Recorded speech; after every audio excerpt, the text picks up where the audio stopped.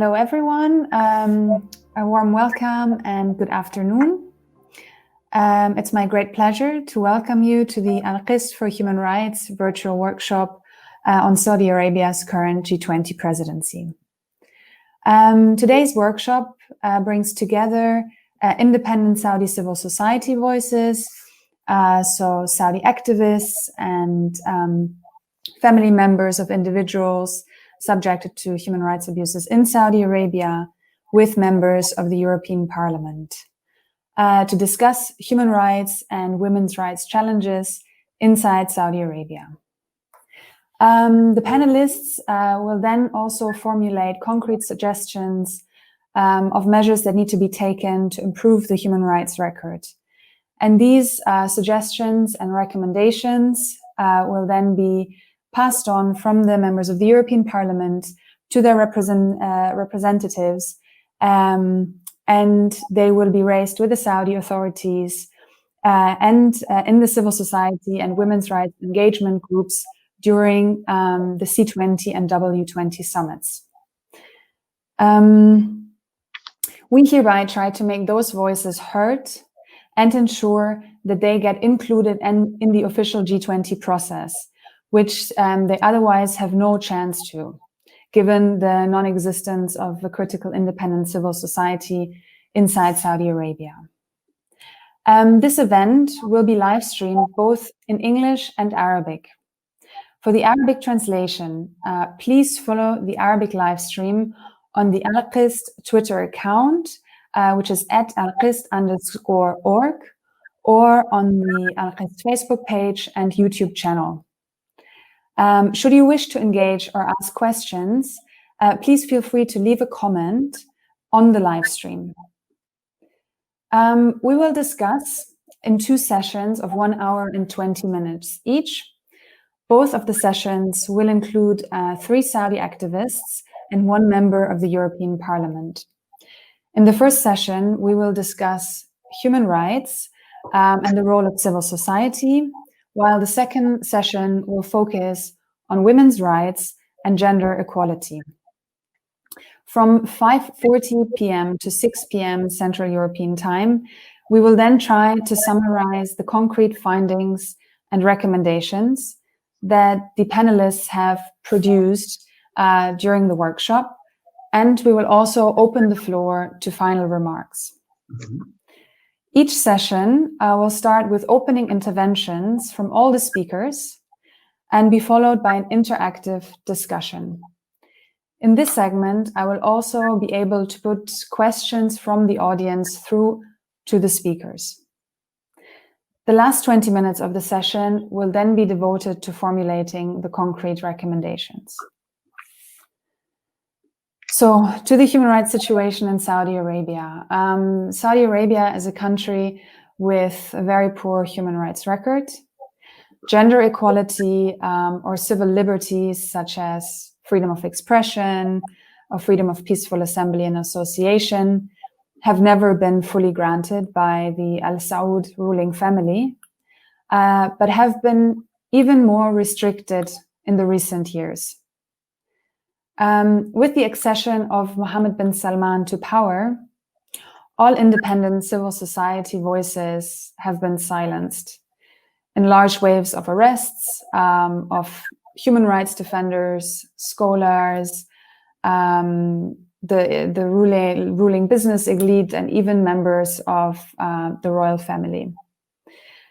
The catalogue of human rights violations in Saudi Arabia is long and ranges from the systematic practice of torture to the arrest and also torture of a large number of women human rights defenders, the excessive use of the death penalty for non-violent crimes and against minors, serious violations of international human rights and humanitarian law in the war in Yemen, the gruesome murder of journalist Jamal Khashoggi in the Saudi consulate in Istanbul, and so on and so forth. I think I will leave it to the Saudi speakers to raise these issues.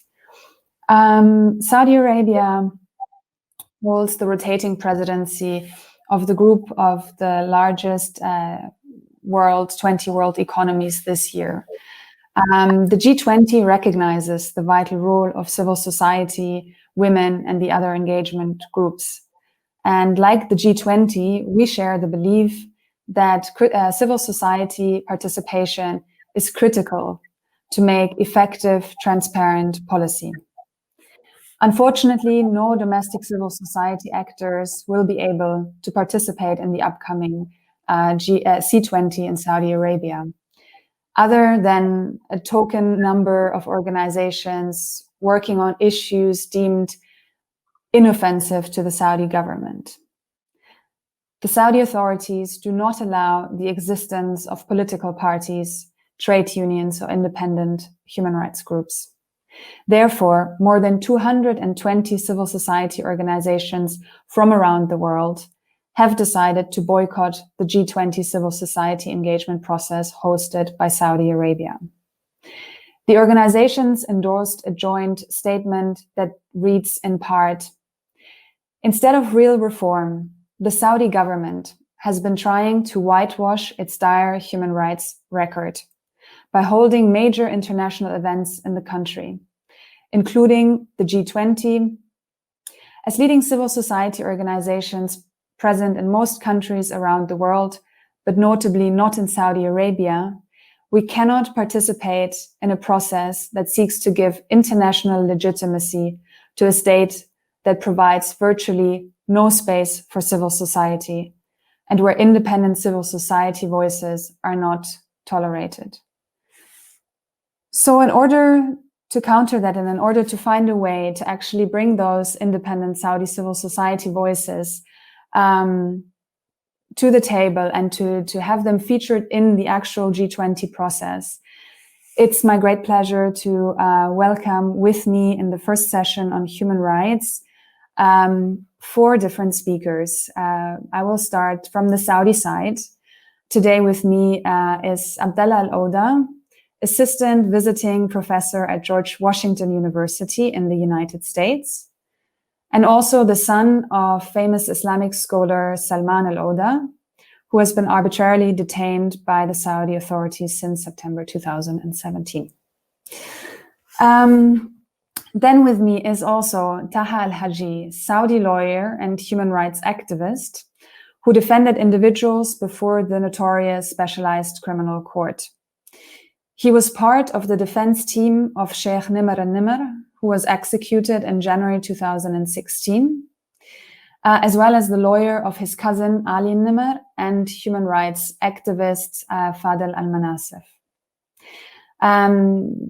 Taha will be speaking in Arabic. So after he gives his intervention, I will be giving a brief summary. And during our interactive discussion, both Yahya and Abdallah, I think, will help with some on-spot translation. Then our third Saudi speaker is Yahya Asiri, human rights defender and director of Al-Qist for Human Rights. It is also my pleasure to welcome Belgian member of the European Parliament, Mr. Marc Tarabella, who is a member of the Progressive Alliance of Socialists and Democrats in the European Parliament. In the past, he was a member on the Committee on Women's Rights and Gender Equality, and he currently is the vice chair of the delegation for the relations with the Arab Peninsula. And I think without further ado, I would be happy to pass the floor to Abdallah. Thank you so much, Julia. Well, it's a great pleasure to be part of this great panel. And I will be speaking about the issues that concern us as Saudi activists and some of us who are opposition and opposition figures within the Saudi activism generally. When we talk about Saudi Arabia, we always think about issues like human rights, democracy. While these things have all the merits that should be that can make them a priority for any speaker to talk about them and to prioritize them, we also know that a lot of countries around the world always think about stability. And what I want to raise here is that, well, is the current Saudi government and the current system and dynamics of and political behavior of the Saudi government is contributing to stability. We have seen how the Saudi government is waging war in the south, in Yemen, and causing the worst humanitarian crisis in the Arab Peninsula, probably in the history of the Arab Peninsula. One thing, and we have seen how they blockaded a neighboring country, Qatar. We have seen how they put an independent prime minister of a foreign country under house arrest during what was billed as the anti-corruption purge in 2017, November. We have seen how they cut ties with Canada over a tweet. We have seen how they reached the, how they adopted the long arm approach in reaching out to Saudi activists outside, using the Russian method of assassinating people like Jamal Khashoggi in the Saudi consulate in Istanbul, and reaching people outside like Umar Abdulaziz, hacking cell phones of Yahya Asiri, who is with us on this panel. How they hacked cell phones of international actors. They tried to hack cell phones of even staff within Amnesty International. That's a political behavior that is never contributing to stability in the region. It's actually instabilizing the world, not just Saudi Arabia, not just the region by war, blockade, and Lebanon, the prime minister, but also outside to Europe, to Canada, hacking cell phones and trying to assassinate even Saad al-Jabri in 2018, just weeks after the killing of Khashoggi, which is insane. That's not instability in any light, even definition of the word. That's one point here. The second point is that if this current political behavior and current system is not contributing to stability, then what is the alternative? That's always a question that has been raised by almost everybody. What we at least present here is that we are not advocating for huge and radical change, but rather we advocating for essential reforms. And I think there is a difference between these two. Essential reforms meaning adopting essential reforms to the system, to the current political institutions, to the nature of contract between the ruled and the ruler, between the government and the people of Saudi Arabia, in order to adopt, in order to implement measures like elections and to protect basic liberties. And when we say basic liberties, we mean protection of the minority, protection of the basic liberties, and to guarantee freedom of speech, freedom of assembly, freedom of movement, and to empower women to adopt measures that ensure real stability internally, and to ensure the world that Saudi Arabia is contributing to stability of the region and the world instead of instabilizing it. The idea here is that instigating harm on the minority, for example, by arresting them and executing prominent figures, and instigating and also harming feminists by arresting people like Lujan al-Hadlul and electrocuting her, sexually harassing her in jail, and torturing her, by arresting people like my father, who have been advocating for moderate Islam and campaigning against terrorism, and campaigning for democracy in the past 2 decades. And also, even the current government is contributing to the instability of Saudi institutions itself by attacking tribal leaders and even people within the royal family itself. In a huge lack of due process and any legal proceedings whatsoever. So the alternative again is to work within these institutions in order to stabilize this time, to stabilize the system. But in order to have that stability, we have to have democracy and basic freedoms and basic liberties, and redefine the contract between the government and the people of Saudi Arabia.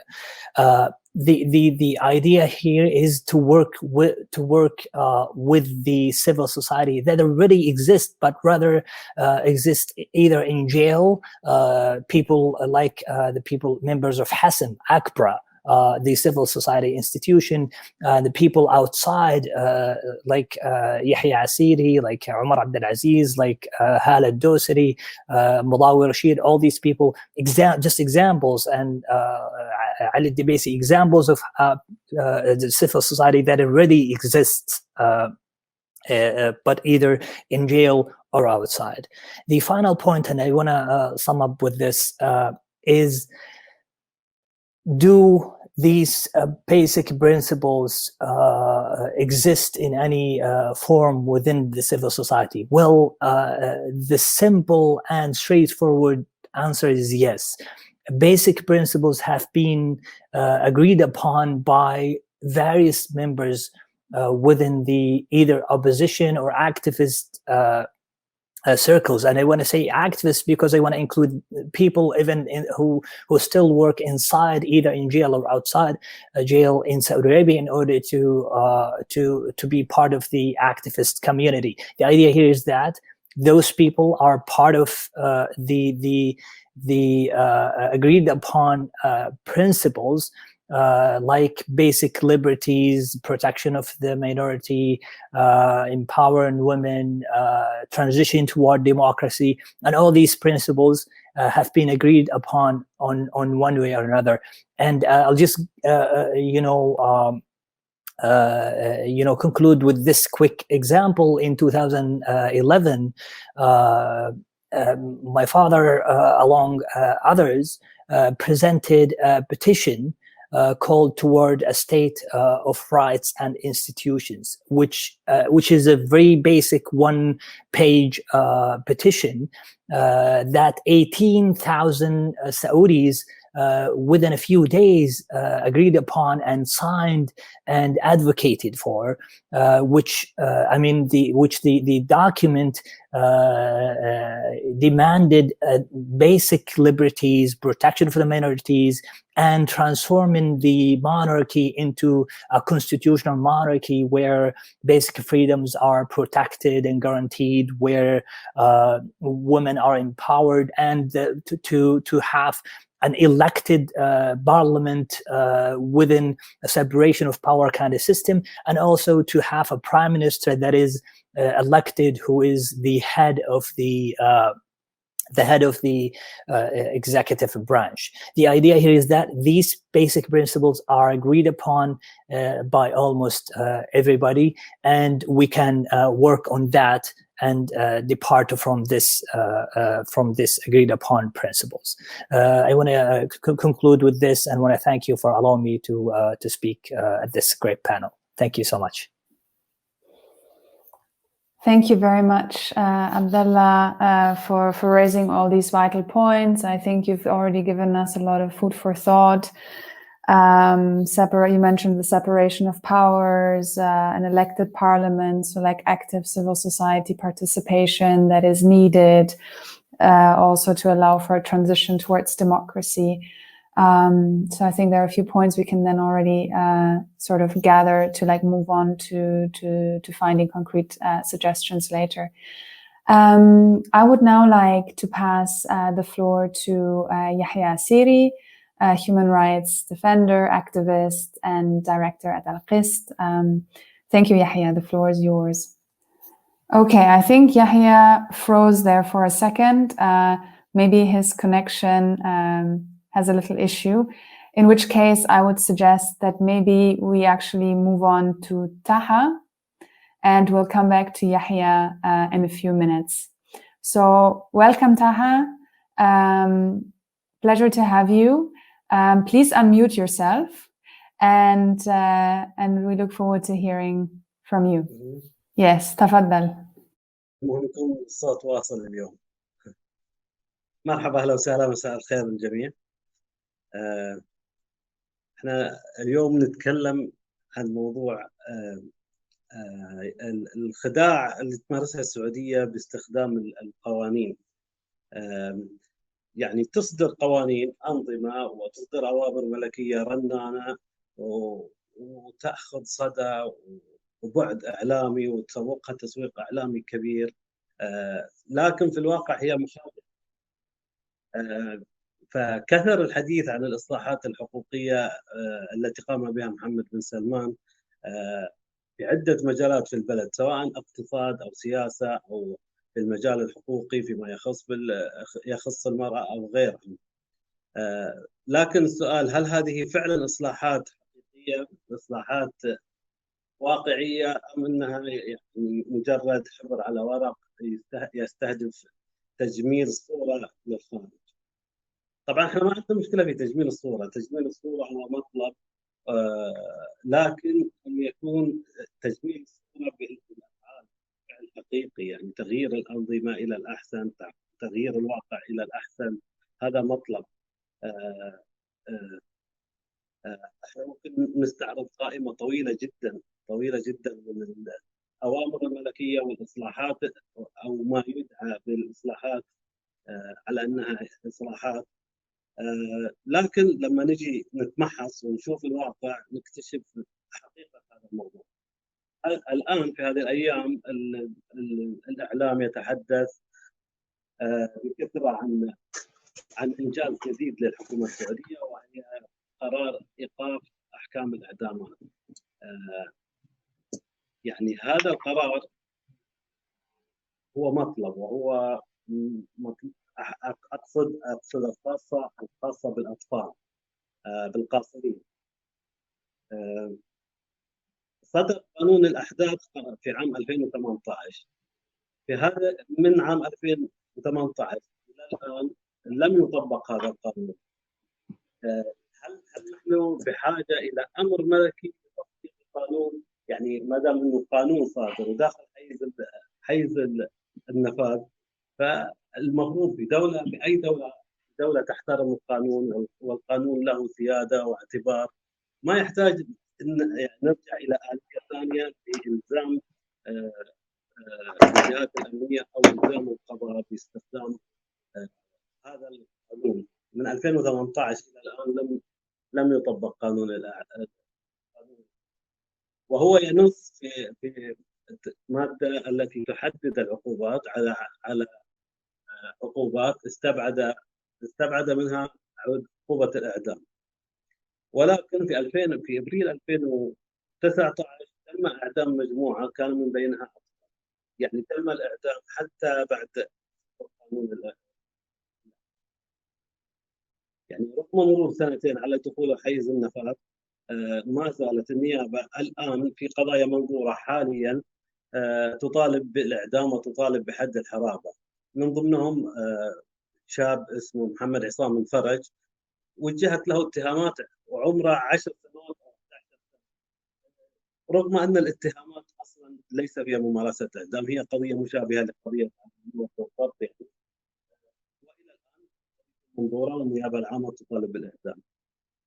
فما دام أن يعني صادر قانون وصادر الآن أمر ملكي جديد، هيئة حقوق الإنسان تتحدث والإعلام يتحدث عن إنجازات، أنا أذكر هذا يعني كسبيل المثال، على سبيل المثال أن القوانين كثيرة، قوانين تجرم التعذيب، قوانين تجرم الاعتقالات التعسفية، قوانين تلزم المحققين وتلزم الجهات الأمنية بإعطاء المتهمين أو المعتقلين الحق في توكيل محامي فترة التحقيق وفترة المحاكمة. أنا شخصيا على جميع القضايا التي أتابعها والتي نسمع عنها لا نعرف ولم نسمع أن محامي حضر مع أي متهم تحقيق. القضايا الأمنية والقضايا السياسية لم تسمح السلطة ولم تسمح الحكومة بحضور أي محامي مع أي متهم. وهذا ينطبق على كافة القوانين، مثلا على كافة مجالات في حقوق المرأة، في حقوق الطفل، في شتى المجالات. ممكن نضرب على سبيل المثال مثل لانتهاك القوانين. في قضية السيدات الناشطات رفعت القضية أمام المحكمة الجزائية المتخصصة، وفي نفس اليوم في نفس يوم انعقاد الجلسة عندما ذهب الناس إلى المحكمة تفاجأوا أنها تم نقل القضية من المحكمة الجزائية المتخصصة إلى المحكمة الجزائية بالرياض، وهذا انتهاك صارخ وصريح للمبادئ للقوانين التي تنص أنه يجب أن لا تنقل القضية من محكمة إلى محكمة أخرى إلا بعد صدور حكم القضاء بعدم الاختصاص أو يحكم فيها. المغزى أن القوانين تصدر للتلميع ولمغازلة الغرب، ولكن الواقع مخالف لذلك، وهذا يعني يتكرر دائما ويستمر دائما. يعني احنا مشكلتنا في الإرادة السياسية وليس في صناعة أو في تشريع قوانين، تطبيق قوانين. عندما تريد الحكومة الإصلاح لكن إرادة عن قناعة وعن رغبة وعن إرادة جدية فستفعل. ولكن ما يحدث الآن هي هذه التغييرات، أو يعني ما نقدر نسميها إصلاحات واقعية لأنها هي فقط تخاطب الغرب. حتى الأمر الملكي، الهيئة حقوق الإنسان عندما نشرت البيان نشرته باللغة الإنجليزية، والمحكومين بالإعدام وأهاليهم ومحاميهم هم في السعودية ويتحدثون العربية. هذا هو القصد أن مشكلتنا في الإرادة السياسية، مشكلتنا في السلطة ورأس السلطة والجهات التشريعية هي التي لا تريد أن تقدم إصلاح حقيقي في القضايا، وفي سواء كتشريع أو في القضاء كمحاكم أو غيرها من الجهات. تحياتي. Shukran Taha. Thank you very much. I think I'll just, as I said, quickly summarize for those non-Arabic speakers. I think what Taha said is that basically the announced reforms by the Saudi authorities are really insufficient and only touch on the surface of the issues. And they're also a way of like appeasing Western audiences. He gave a few examples, for example, the death penalty and the and ending execution of minors. So the juvenile law of 2018 specified a 10-year maximum penalty for youth offenders, and so did a recent royal decree. But despite that law and despite the royal decree, there remain legal loopholes, and there's no adequate implementation. So despite the 2018 law, we still saw minors being executed in the mass executions of April 2019, for example. And I think he also highlighted that this is a common pattern because also in other areas such as torture, there are actually laws that criminalize torture, but yet torture remains systematically practiced in the country, and perpetrators are not being prosecuted. So as there are some sort of loopholes that still allow for the death penalty of minors when they're charged under terrorism charges, he also then went on to say that terrorism is really broadly defined in the country's counterterrorism law, and that any act such as offending or criticizing the king or the crown prince can also be defined as an act of terrorism. Another obvious problem is that the judiciary is neither fair nor independent, which doesn't help for fair trials. And while there are some legal safeguards prescribed in the Criminal Procedure Code, they are of no use if individuals deprived of their liberty are still routinely denied access to legal counsel, or being ill-treated, or placed in solitary confinement, tortured, etc. He also raised the issue of the regular admission of confessions extracted under torture in criminal proceedings, and that there is no possibility to retract these confessions later on. So yeah, I hope I have done him justice, and this is a little summary. I would now like to move on to Yahya Asiri, who has rejoined us, and I think the internet connection is stable. Again, a little reminder also, please try to speak slowly, as we're having the simultaneous translators who hopefully are able to really get your ideas across in full. Okay, Yahya, the floor is yours. Thank you very much, Julia, and thank you for all of you for attending this workshop. Thanks a lot. Abdullah Al-Odahi mentioned several violations in Saudi Arabia, and I believe it is very important for us to link these violations together. And when we talk about violation or think about it or trying to counter this violation, to make it in the sequence and to have it as a chain. Why we want to do that? Because basically we want to know these violations happen by one regime. It's all of these crimes, violations committed by Mohammed bin Salman and his father, and under their rules. So there will be difficulties for them to justify these violations. So they can have some narrative about what's happened to Jamal Khashoggi, and we know they are saying there is a group of people without order from the rulers and without order from MBS or his father, they committed the crime. And about the war in Yemen, they are talking about issues with Iran and things, and political and geopolitical issues in the region, and about the torture for the women. They never admitted it, and there is no investigation or independent investigation about it. So when we talk about these violations all together, that will make it difficult for the regime and for anyone to do PR for the regime or to just closing the eyes about these violations. The same regime, they committed crimes in Yemen, and we have the worst crisis in the world at this moment regarding to the United Nations, not regarding to Al-Quds.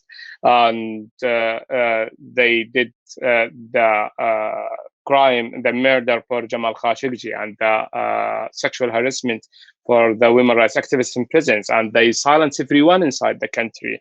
At this moment, nobody inside the country can even say one word to criticize the regime, nobody at all. So at this moment, they are saying they are fighting the corruption, and they arrested some high-level people inside the country and say it is fight for corruption. What about if someone have question about this operation? Nobody can ask any question. What about the people?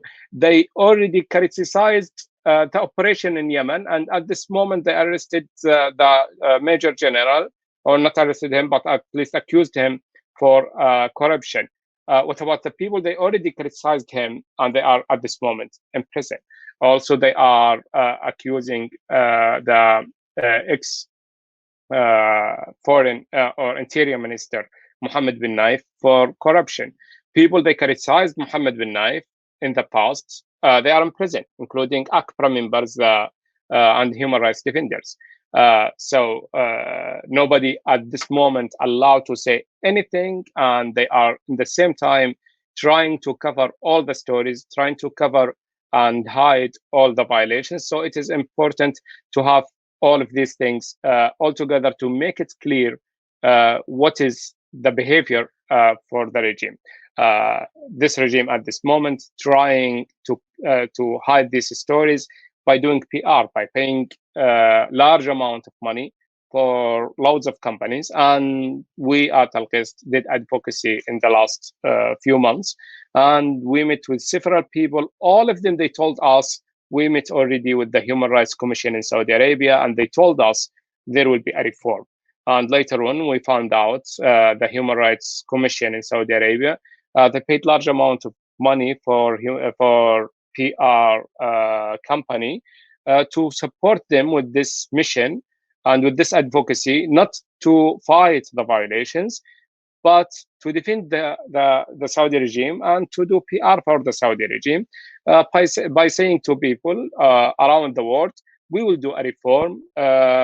We need you to be silenced for a while because we don't want to show our people there is a pressure on us when we are doing the regime. So they are the main target for the Saudi regime, to silence people, whether inside the country or outside the country, by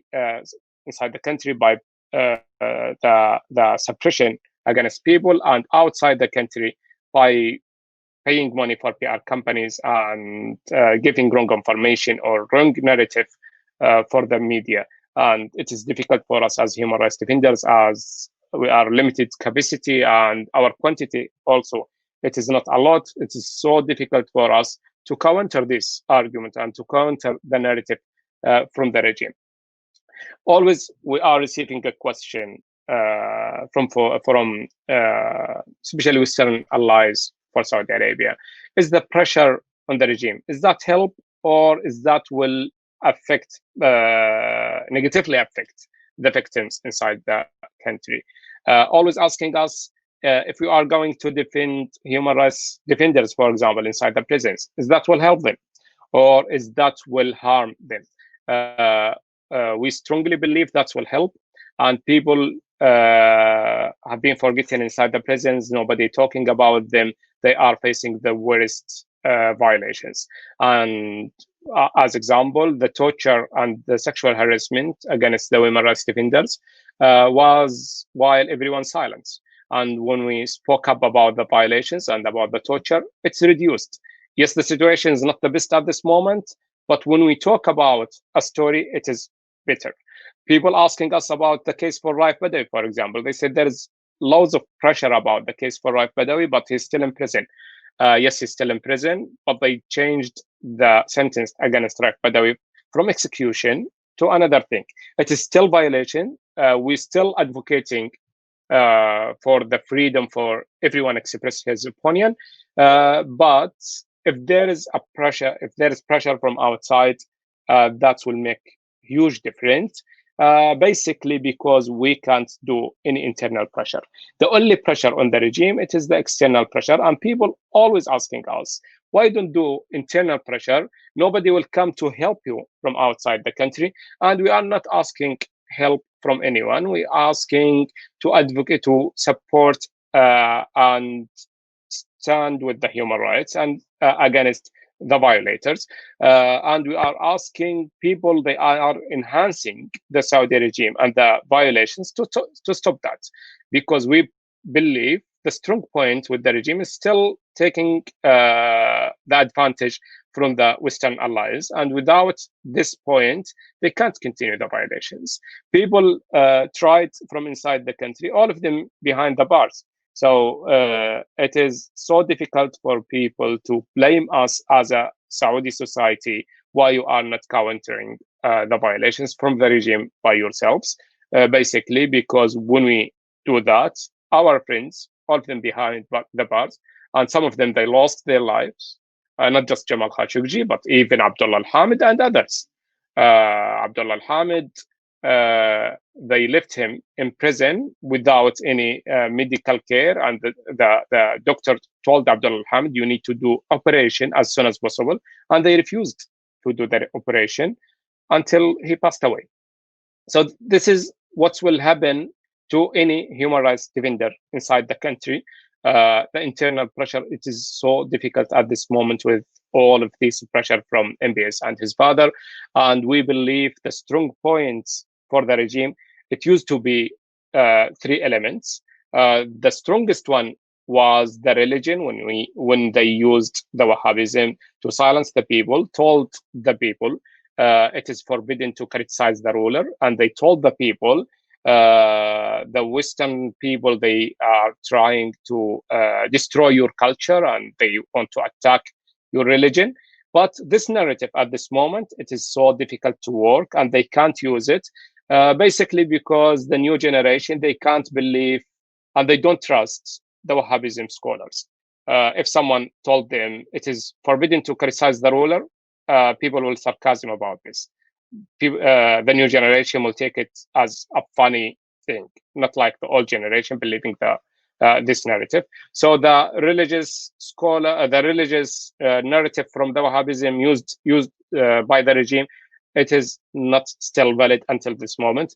The second element to strengthen the regime is the united between the royal family, but at this moment they are not united anymore, and they are fighting each other at this moment. So this element as well, it is not valid as well. The royal family, they used to be also for our people, they used to say, we are not happy from the regime, but because the royal family, they are united, and the only thing that could bring the stability for our country, the royal family. At this moment, I think the most risk for our people is coming from the royal family, because they are fighting each other at this moment, and it's high risk at this moment. The only element still valid and still work to enhance the regime is the Western allies. The Western allies, especially if we are looking to Donald Trump as the big example. Donald Trump, for several times, he tried his best to cover up the crimes from Mohammed bin Salman. Also, United Kingdom, they're still exporting the weapons to Saudi Arabia, disregard the war crimes happening in Yemen. So they still enhancing the regime. If they stop to do that, that will force the regime to stop their violations. So we are not asking help, but we are asking people to stand with the human rights and to stand with their values, because we believe our people admire, and they should have these values, not just by defending them as human rights defenders, but they should have it by anyhow, and pressuring the regime from outside is one of the most strongest elements. To conclude, what we are focusing on in this campaign in Al-Qist, we are focusing on 3 things, because we believe it is not so difficult to happen. The first one is to bring the justice for Jamal Khashoggi. And we believe this story, it is all around the world, and everyone heard about it, and this is something very basic and clear. The justice for Jamal Khashoggi is not happened yet, and we're still waiting for it. The second thing is the war in Yemen. We are focusing on the war in Yemen because in Yemen at this moment, it is the worst crisis in the world. And while we are talking now, people still dying in Yemen at this moment. And there's no enough coverage from the media, no enough coverage or no enough care from the politicians around the world about what's happening in Yemen. And the fight is still, and the crisis is still, and it is from day to day, it is going from worse to worse. The third thing is to have the freedom for the prisoner of conscience, or the prisoner of conscience. Basically, because people inside Saudi Arabia, they can't say anything. Anyone who say any single word, he will be in prison. Those people, because they express their opinion, they are in prisons. Having them free, that will limitate the violations, because they will criticize the violations. And if people feel safe, they will start to talk about what they feel and what they believe.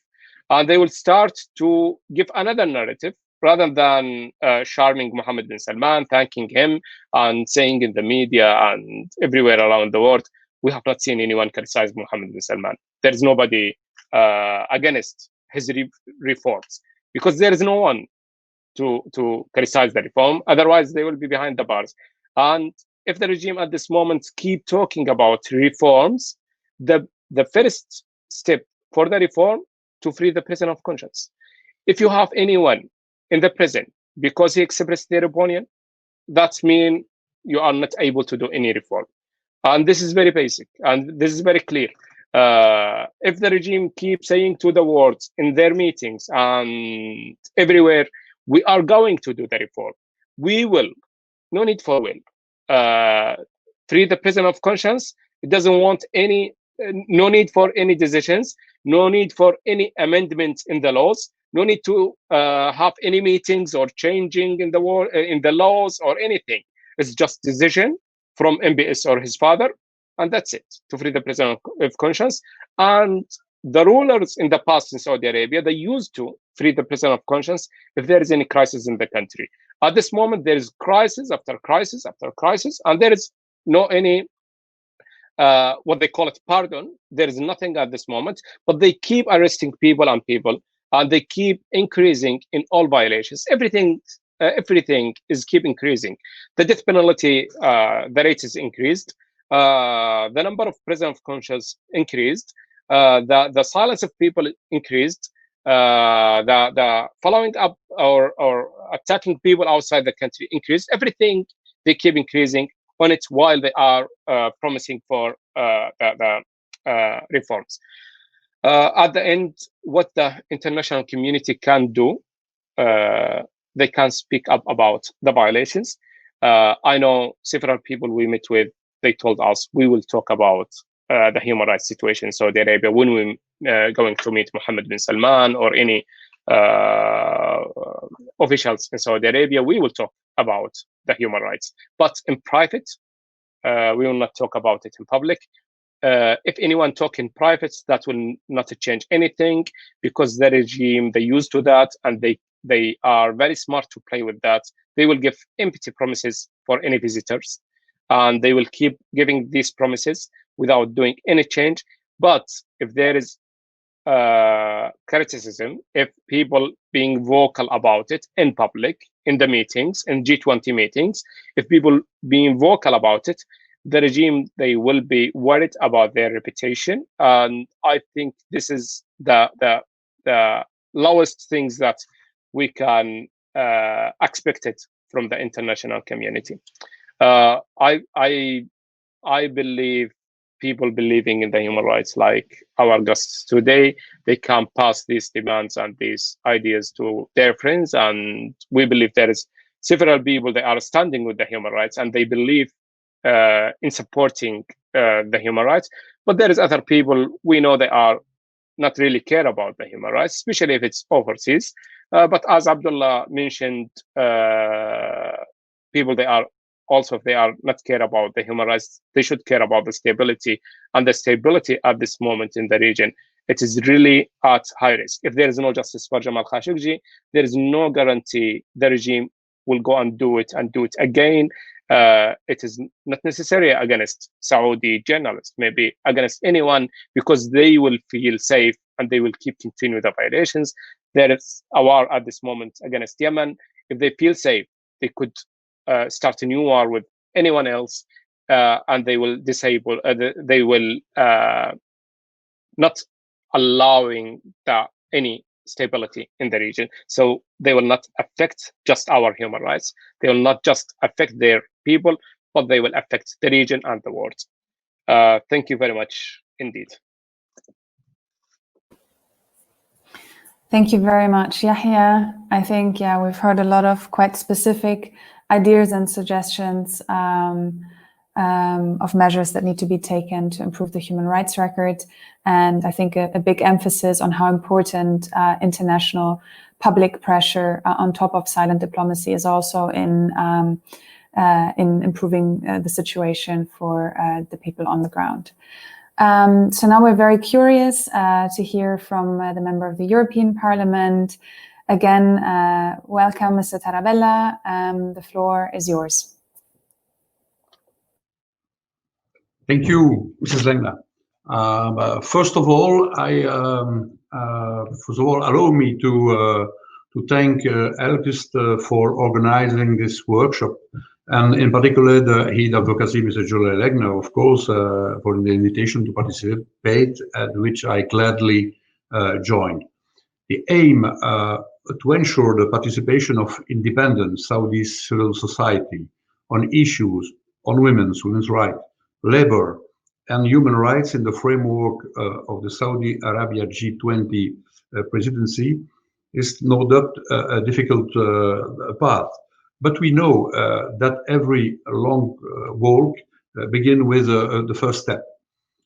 As tell the moderator at the beginning, I'm a member of the European Parliament, you know, since 2004, and now vice chair of the delegation, parliamentarian delegation with the country of the Arabic Peninsula.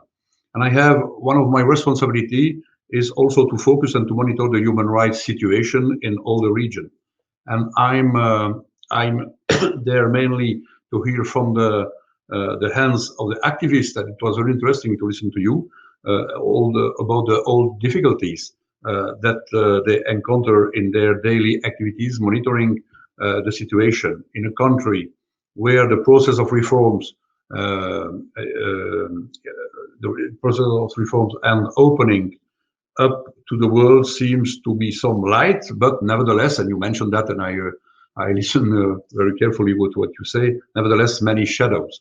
It will treasure your words to commit myself to those who will represent us at the C20 for civil society rights and W20 for specific women's rights issues to rail with the Saudi authorities.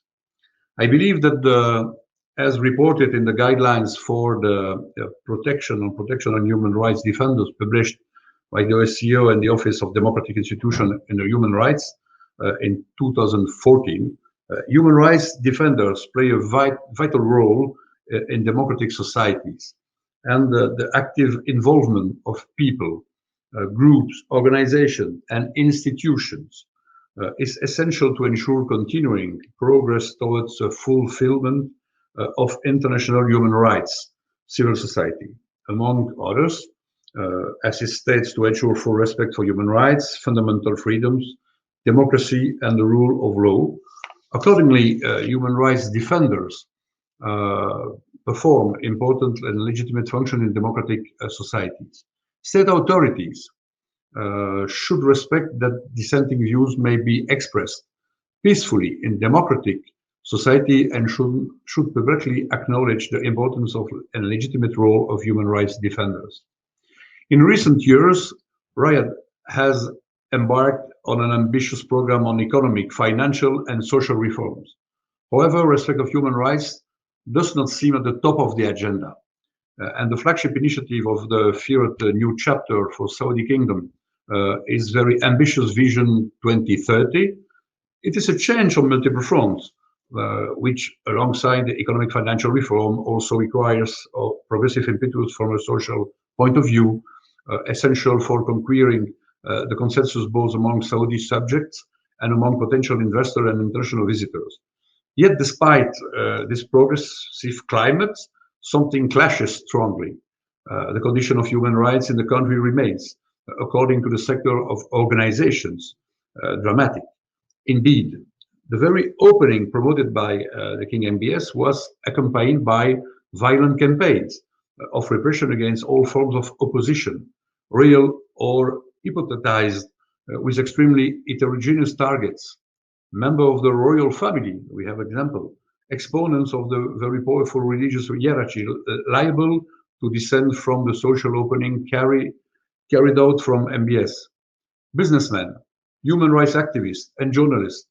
In this context, a particular stir was raised by the arrest of some activists who, theoretically, in line with the agenda of the Crown Prince, were termed fighting for the evolution of women's rights in the kingdom. For example, I mentioned Mrs. Lujain Al-Hathul, and the sister Lina will speak, I think, in the second panel. It's one of those examples. According to that, I would like to underline just two simple concepts that I simply intend to enunciate as a title only, because developing it would require a long discussion. that we do not have the time to do here. The first one is that civil society has a primary and fundamental role for the growth of respect of human rights in every country. There is a link and a precious parallel between the level of presence and development of civil society and independent and non-governmental organizations in the various countries, and the respect of and implementation of fundamental freedoms and global human rights in that country. And the second one, and that is particularly true in the Saudi Arabian context, is that the reform and the improvement of human rights respect could not be a top-down process. In the lights and the shadows that contradict the process of the reforms in the Kingdom of Saudi Arabia, the only thing that seems to be true is that advancing claims from below is itself, in itself, subversive behavior in a regime where changes are granted from above and in no way negotiable with the civil society. It is therefore not a process consolidated achievements, following processes of maturation of social conscience, the awareness of civil society, or even result obtained following protest or requests from below. For this reason, it is unstable and uncertain process, extremely weak. And from my side, I can assure that my efforts as Vice Chair of the DARP delegation in the European Parliament will to follow with interest the improvement on social rights, especially related on women's rights, of course, and for example, revision male guardianship system, as well as opening up for the entertainment sector accompanied by a gradual end of gender segregation in public places. The European Union has to expand cooperation on human rights, as I know that our colleagues in the EEAS, External Service of the European Union, have submitted a proposal for human rights dialogue. This constitutes opportunities for experts to sit together and increase understanding about each other system and society. Maybe I summarize because I listened carefully to what you say just before, and I mentioned, for example, three examples of contradiction and argument. For example, Saudi Arabia treats members of your own family as criminals, some of them detained for 2 years without accusation. I take the example, for example, the Prince Salman bin Abdulaziz bin Salman Al Saud. And how can you guarantee, how can the state, Saudi Arabia, guarantee the respect of non-royalties, regular Saudis, or foreigners traveling in the country? Second example, Saudi Arabia gave women the opportunity to drive, and I give the example, the guarantee to drive, but keep in jail those women, they're activists for this, advocating to the right to drive. It's a contradiction. A third example, Saudi Arabia outlined a vibrant society in the vision of 2030, but who criticize the royal family is behind bars like Haid Badawi that we know very well, the case in the European Parliament. And maybe to be concrete at the end, maybe we have to formulate a proposal here in the Parliament because we can do something useful.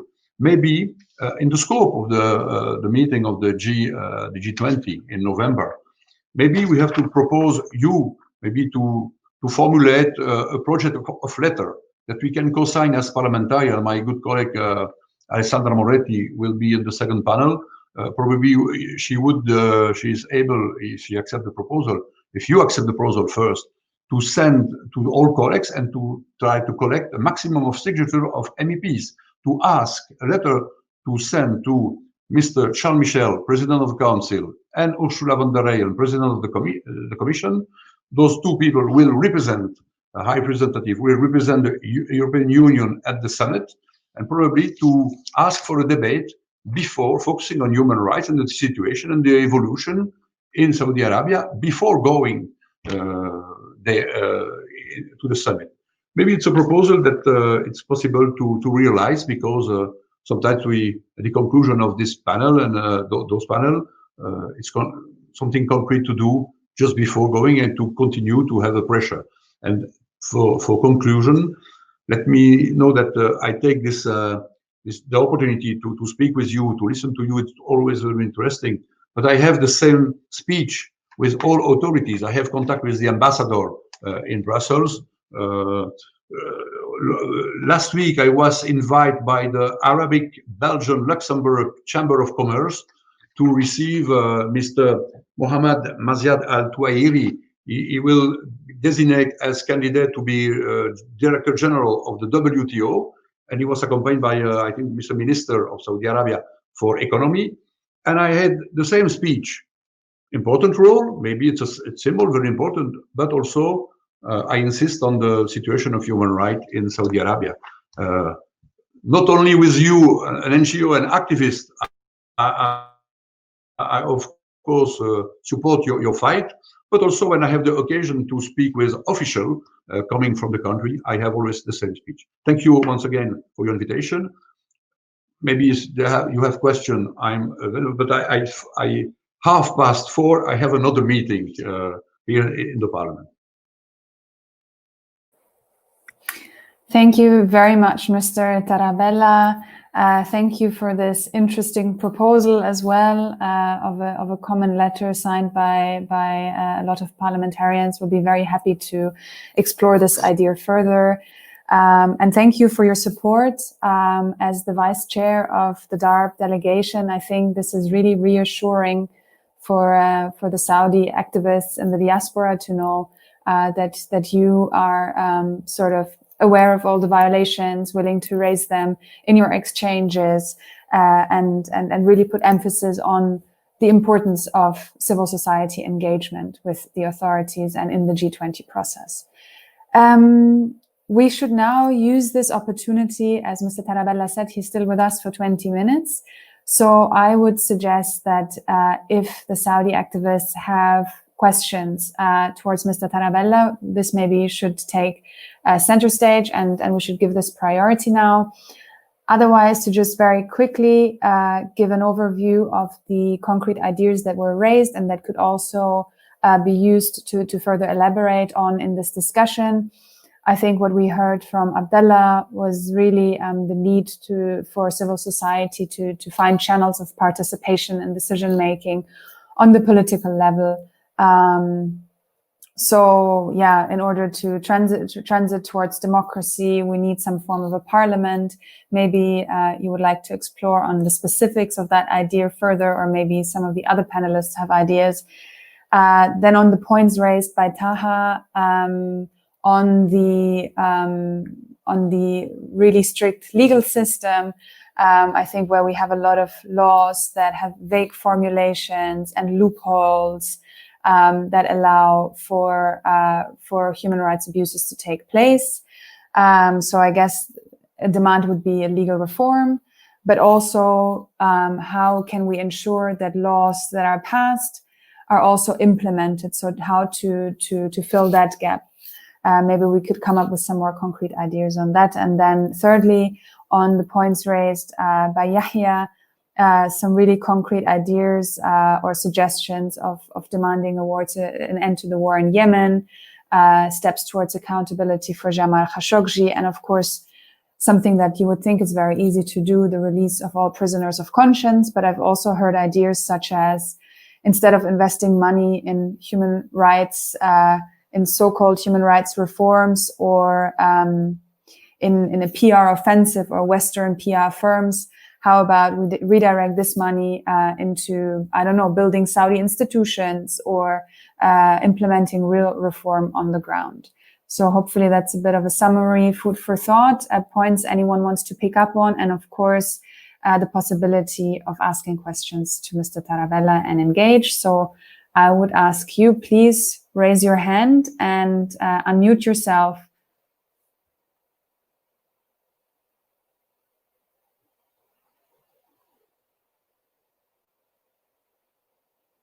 Yahya, here you go. Hi, I'm just want to ask about the EU resolution, the last resolution, criticized Saudi Arabia and talked about violations. And I think there's any follow-up that will help a lot. Is there a plan for follow-up for this resolution, especially with these days or something before the G20? I think that you spoke about the last resolution in the European Parliament. I mentioned about the case of resolution that we have a little bit problem now. Why? Because the COVID-19 impeded the plenary to have a full plenary session. And you know, every month we have 3 cases of emergency on human rights in the world. Saudi Arabia was mentioned a couple of times because Jamal Khashoggi, the case of Raif Badawi, and other, in general, women's rights. And of course, we have 3 cases to choose every month. But now, since the month of March, we stopped the resolution on human rights. It's pity. I try to, and my colleague Maria Arena, who is chair of the DROA committee, is trying, the Human Rights Committee is trying to have a new resolution, because there is there is still big problems, big issue everywhere in the world, and of course also in Saudi Arabia. And to have, I think in the next plenary, it will take place between the 14th and the 17th September, normally in Strasbourg, but it's always limited by vote to distance and not in the plenary. Really, we are a minority of colleagues physically present in Brussels. It complicates the negotiation, and unfortunately, for the future and just the recent past, we don't have a resolution. But I think that sometimes when there is no impact, no effect, we try to focus on what are the results. Sometimes we have results when we mention people in jail and is left. Sometimes it could happen. I remember one case in my life, one Cambodian came in my office 3 months after, and I was very emotional. We have impression that it's not so evolution with the case that we mentioned. Raif Badawi is still in jail, and maybe still the whipping system. And I think that maybe we have to insist and after a vote of a resolution, to have a continuous dialogue with the authority and to continue to show that we are to put pressure, to be careful, not only when we vote, but also after, to try to have an influence.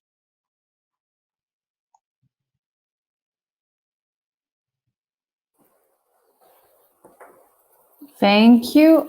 Maybe I'm just noting down quickly that maybe the implementation of past EU resolutions can also be a concrete recommendation for EU representatives to pass on to the Saudi authorities. So just to remember that there have been these resolutions that are very relevant and that in fact have also helped the situation of the women human rights defenders. There was a momentum of immense external pressure that has led to the temporary release of some of the women. And as Yahya mentioned before, we really believe in the maintenance and in increasing that pressure to see further human rights improvement on the ground. So I have noted that as a point now. Abdallah, Taha, or should I pass on to Yahya again? Yeah, I think I'll be very quick. So my idea and suggestion here is that to have people like you, member of parliaments, to endorse an initiative by the Saudi activists and Saudi opposition figures, a basic initiative that has the elements of basic democracy, freedom of speech, freedom of assembly, social justice, basic principles, and that can protect the idea of transition toward democracy, and if that's possible. I think also that I didn't mention, but I think that we have a unique moment to have a clear resolution because in the scope of the preparation of the G20, the first question, should we go or not? Maybe we can mention that viewing the situation, mention that in the letter to be co-signed by, that maybe you propose to co-sign by a maximum of colleagues in the parliament. But I think that more than a letter, probably it would be interesting to have a clear resolution, a clear position of the parliament on those topics before going, and to send the position on the parliament to the people, the high representative who represent the European Union at this summit, Mrs. von der Leyen and Mr. Charles Michel. It is the minimum to do. I would not understand if you don't realize a resolution, a position point of an official position of the parliament before going. I think that it would signify a weakness, and I think that we have to be present and to be active in the scope of this in this summit. More than a letter, a clear resolution of the parliament asking for progress and linked with you, of course, because it's not only for the discussion and the workshop today. We have to continue the dialogue, and you know that if the door of my office is there, it's closed because people from outside cannot come in the parliament, unfortunately. But we can keep in touch in other way, and I think that we can continue the dialogue after to try to be more efficient in the scope on human rights and the evolution in Saudi Arabia.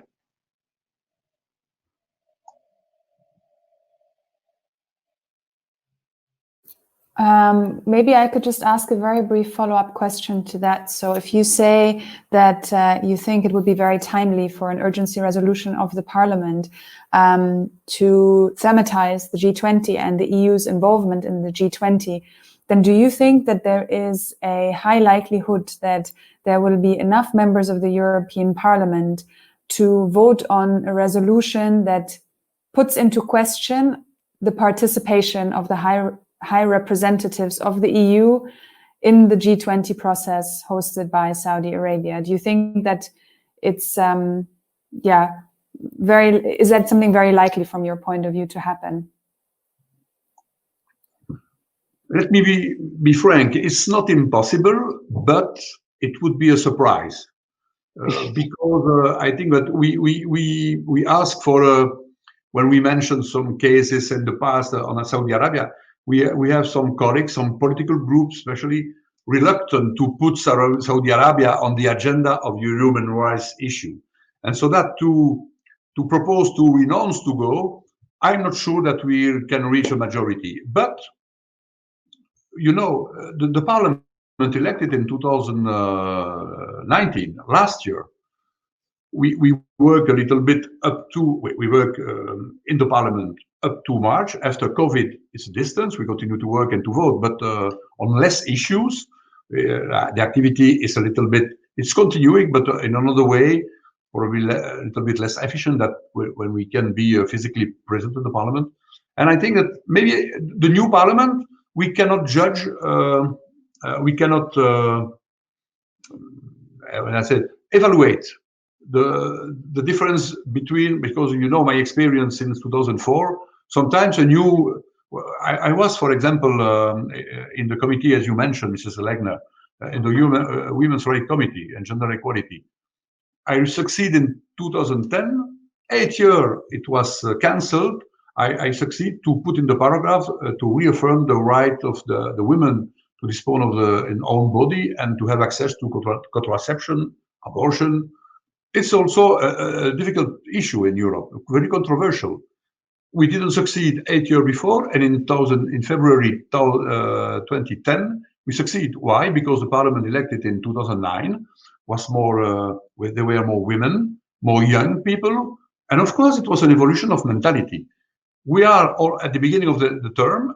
Maybe it's not impossible, but I don't think that it's not sure. It would be a surprise to have a common position, reaffirm the women's rights of workers. Probably yes, but more. It means to threat the participation of the European Union at the summit, I don't think so, frankly. I think it would be a very surprise. Thank you very much for your honest evaluation or estimation of that. And I think you've mentioned two very important points: resilience and persistence, something I think the Saudi activists are very familiar with. So we will try and lobby for a resolution. With what exact language, I think that remains to be discussed. Yes, Yahya, I'll pass it on to you again. Yeah, thank you, Mr. Tarabella. And you mentioned in the resolution if there is success or no, and I can add with that, as Taha mentioned, the last week they decided in Saudi Arabia to review the death penalty against 3 minors. So without international pressure, they will not do that. So yes, there is a success. The other things I want to add, I heard that I hope that will be true.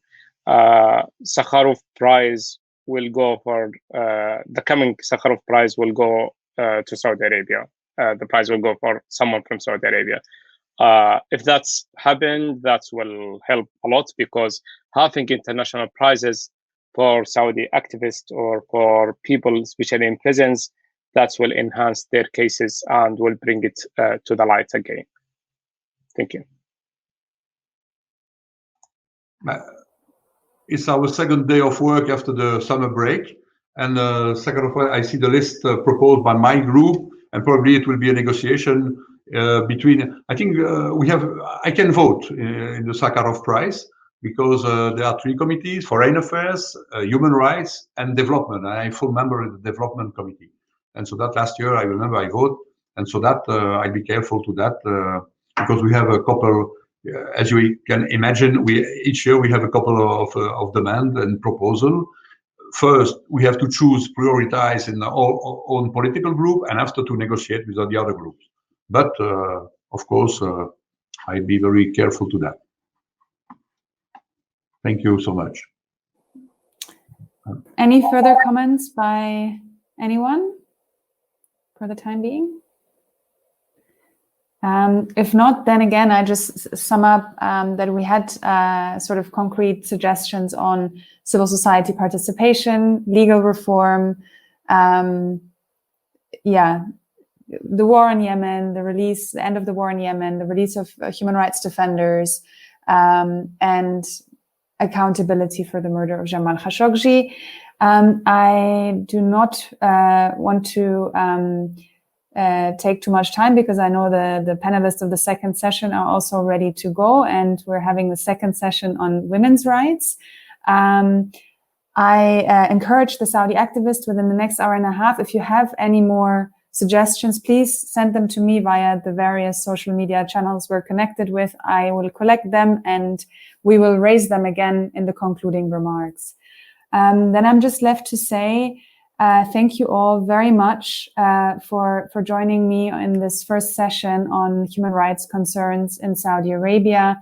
I think this was a very fruitful discussion. I'm very happy that the Saudis, had the platform to raise their concerns, and that a member of the European Parliament, Mr. Tarabella, was very interested to listen and also to reassure support. Thank you very much. We will now be showing you a short video on women's rights as a little introduction to the next session.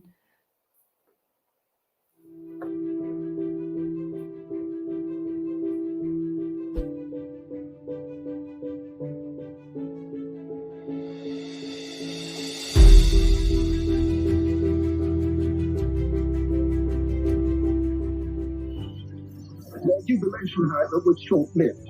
Round the corner, the women were arrested by the civil police. Demonstrators dismissed their private chauffeurs and took to the streets in 15 cars. We filmed this unprecedented spectacle without the knowledge of the authorities.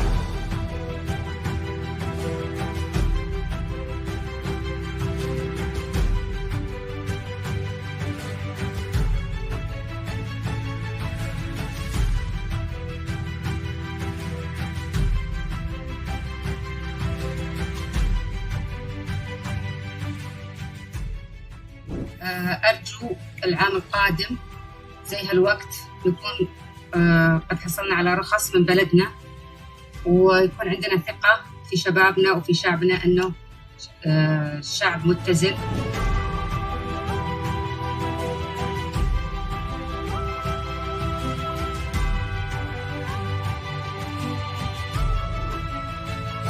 We got kids with us, all with their safety belts. We've got a very safe, capable driver behind the wheel.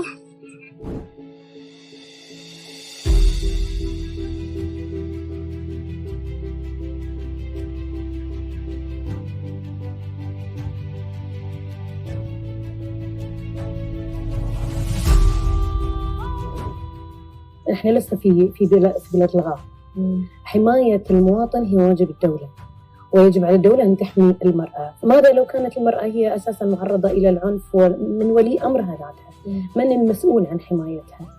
أو نظام ولاية الأمر هو يقيد المرأة بأكثر مما هو يحميه، ولا أصبحنا في بلاد الغاب يعني؟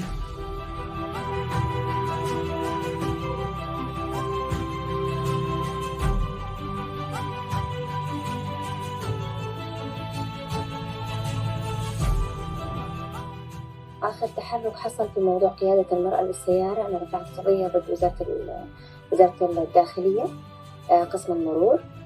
حتى الآن لم يتم الرد علي، رفعت في ديوان المظالم حتى تكون قضية رسمية.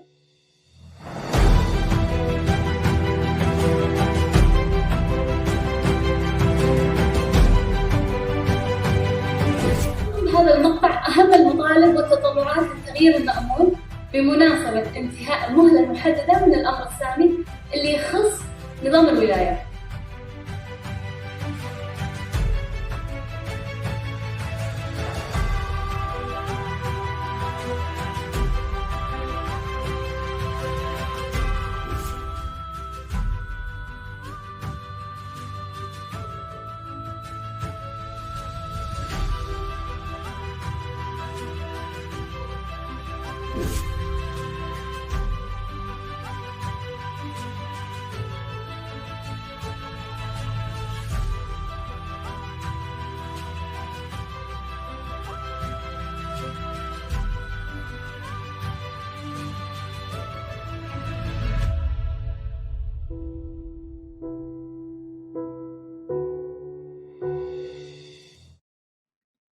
Welcome back, everyone, to Saudi Arabia's Shadow G20, a virtual workshop organised by Al-Qist, bringing together leading Saudi activists with members of European Parliament to discuss issues of human rights and women's rights in Saudi Arabia in the backdrop of the G20, which Saudi Arabia is hosting this year.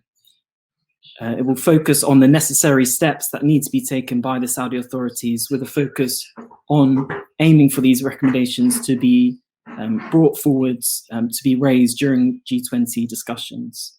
A quick heads up to those who might just be joining that we do have a simultaneous live Arabic stream available, which you can find on Al-Qist Twitter.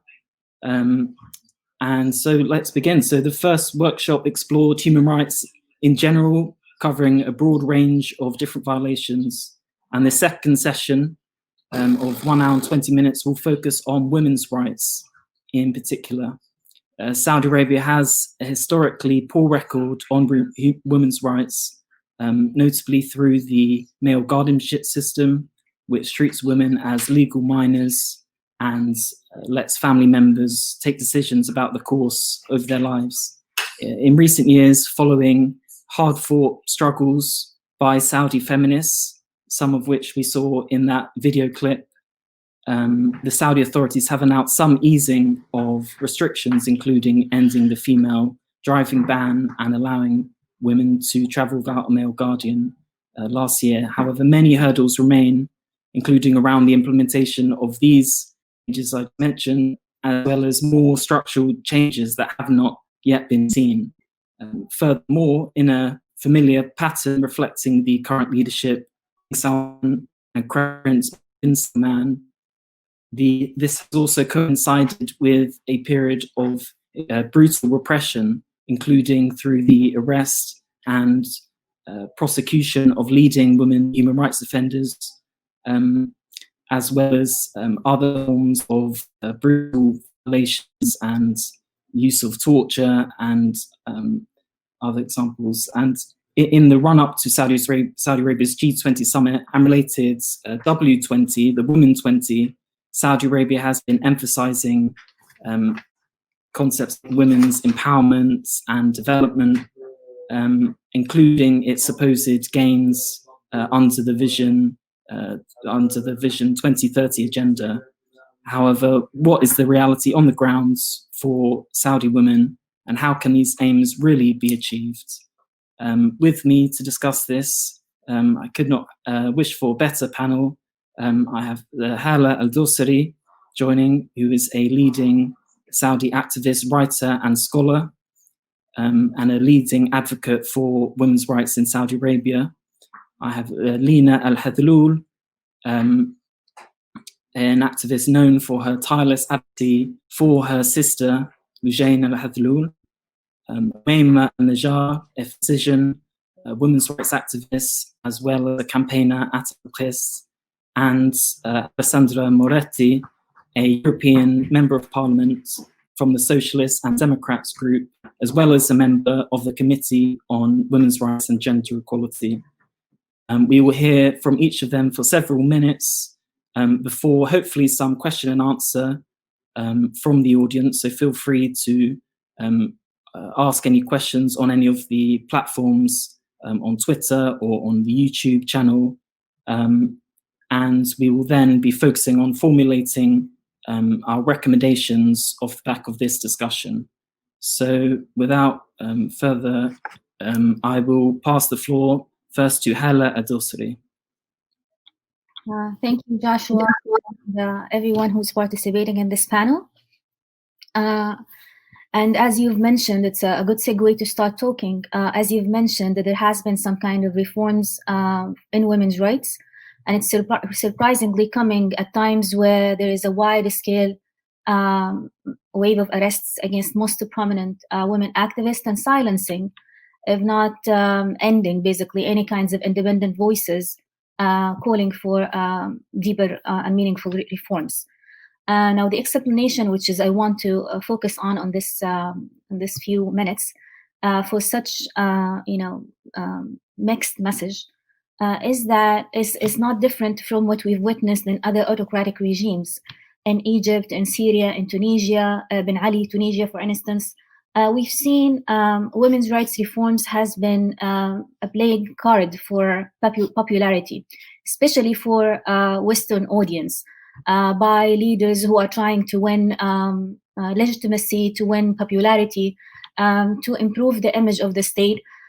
So we've seen this kind of aggressive adoption or co-optation, basically, of women's rights movement into the state by other autocratic regime, recently more so in Saudi Arabia, with the rise of Crown Prince Mohammed bin Salman to power, in his bid for crown, basically, in his trying to basically furnish himself as someone who is more worthy, more closer to the Western values and aspirations. But most of those reforms are not necessarily with the purpose of achieving gender equality. And of course, this is evident by the arrests and silencing of independent voices. So we get to see this kind of selective reforms in which would imply that the government is opening up the society. In meeting, for instance, the demands of economic reforms or in improving the economy, we needed more women accessing the workforces. And for those women who are accessing the workforces, they will need to have less restrictions on their mobility. And hence you see the lifting of the women driving ban, the ability for women to travel or obtain her documentation, like passports or official documents. But we're not seeing full dismantling of the male guardianship system. Women are still unable to leave state institutions. The state is actually taking the part of the male guardian by demanding that those women will not be released unless with a consenting guardians, whether it's from shelters, whether it's from prisons. So women are not able, even in campuses and from the housing within universities, women need to be released to the custody of a male guardian. So the fact that some of those reforms have been amplified in the media and used in such exaggerated way to and even most of the women who are increasingly appointed by the state are actually answering on the guardianship issue that it has been dismantled. It hasn't.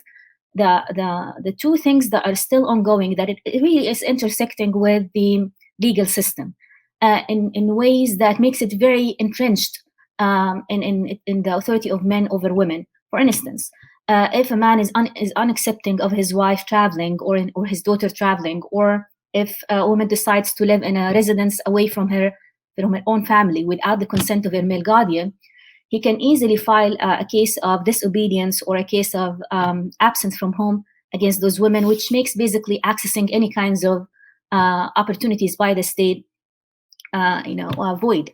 Again, the state here is clearing the law from any kinds of evident discrimination, but not necessarily the practices and not necessarily within the legal system. That makes it very much like a hidden way, of practicing the male guardianship or enforcing the male guardianship. And here's why we need activists. We need people who can be reached by those the marginalized women, the less represented women. And that was a main role of women activists. They were able to basically amplify the voices and bring those issues which are easily hidden by the state, or easily silenced by the state, or easily removed by the state from the public discourse. They were able to bring those issues to the public attention. And they were able to mobilize their own communities in order to do something about it, and not to accept decisions by the government, for instance, in delaying certain reforms, and providing certain justification why certain reforms aren't suitable or aren't necessary. And this has been a strategy of co-optation and repression. This strategy, as I've mentioned, have been done by other autocratic regimes in which certain women, prominent women, can be used to promote the regime as reformative and to basically give more weight to certain reforms than they actually are.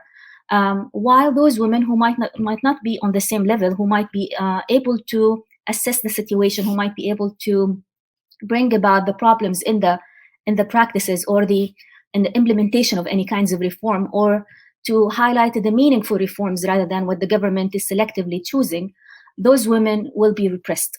So you get to see those kinds of parallel in most of the autocratic regime, and it's a very clear sign, as Mark Tarabella, the MB who came before, said the actual basically sign of meaningful reform, deep reform, is the presence of an active and free civil society, which is independent and able to voice the concerns of the women, and able to assembly, which is something that the women activists have been punished for. So I'll end here, and if you have any questions, I'll be happy to answer. Great, thanks very much, Hala, including pointing out the some of the ways in which the male guardianship system has not been dismantled, and including around issues of privileged women and those more marginalized, and how they are often ignored, and the need to amplify their voices, as well as the importance, particularly at an event like this, of the role of civil society, and the G20 process is obviously, this is a major theme of that, including the civil society 20 group. So the fact we're here in the absence of the civil society inside the country is really crucial. So next, I will go on to Umayma Al-Najjar, physician, women's rights activist, and a campaigner at Al-Qist. Umayma, when you're ready. Thank you, Joshua, for having me in the panel.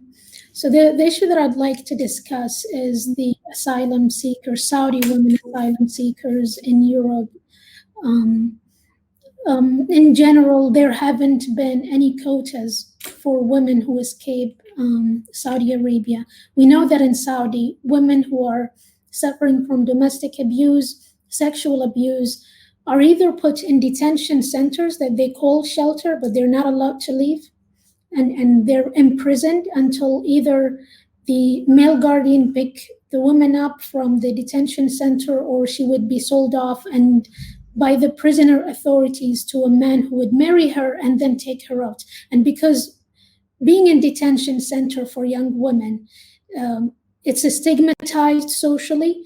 A lot of families leave their women left for years and years, that eventually the authorities had to figure out on a way to send them out to another man by marrying them off, a lot of times to elderly men. So what happens is the only option that they have is to escape the Saudi, the whole system, the country, the authorities, and seek asylum in countries like Georgia, where they have access to travel to without needing a visa, or Turkey, or Asian countries like Malaysia and the Philippines.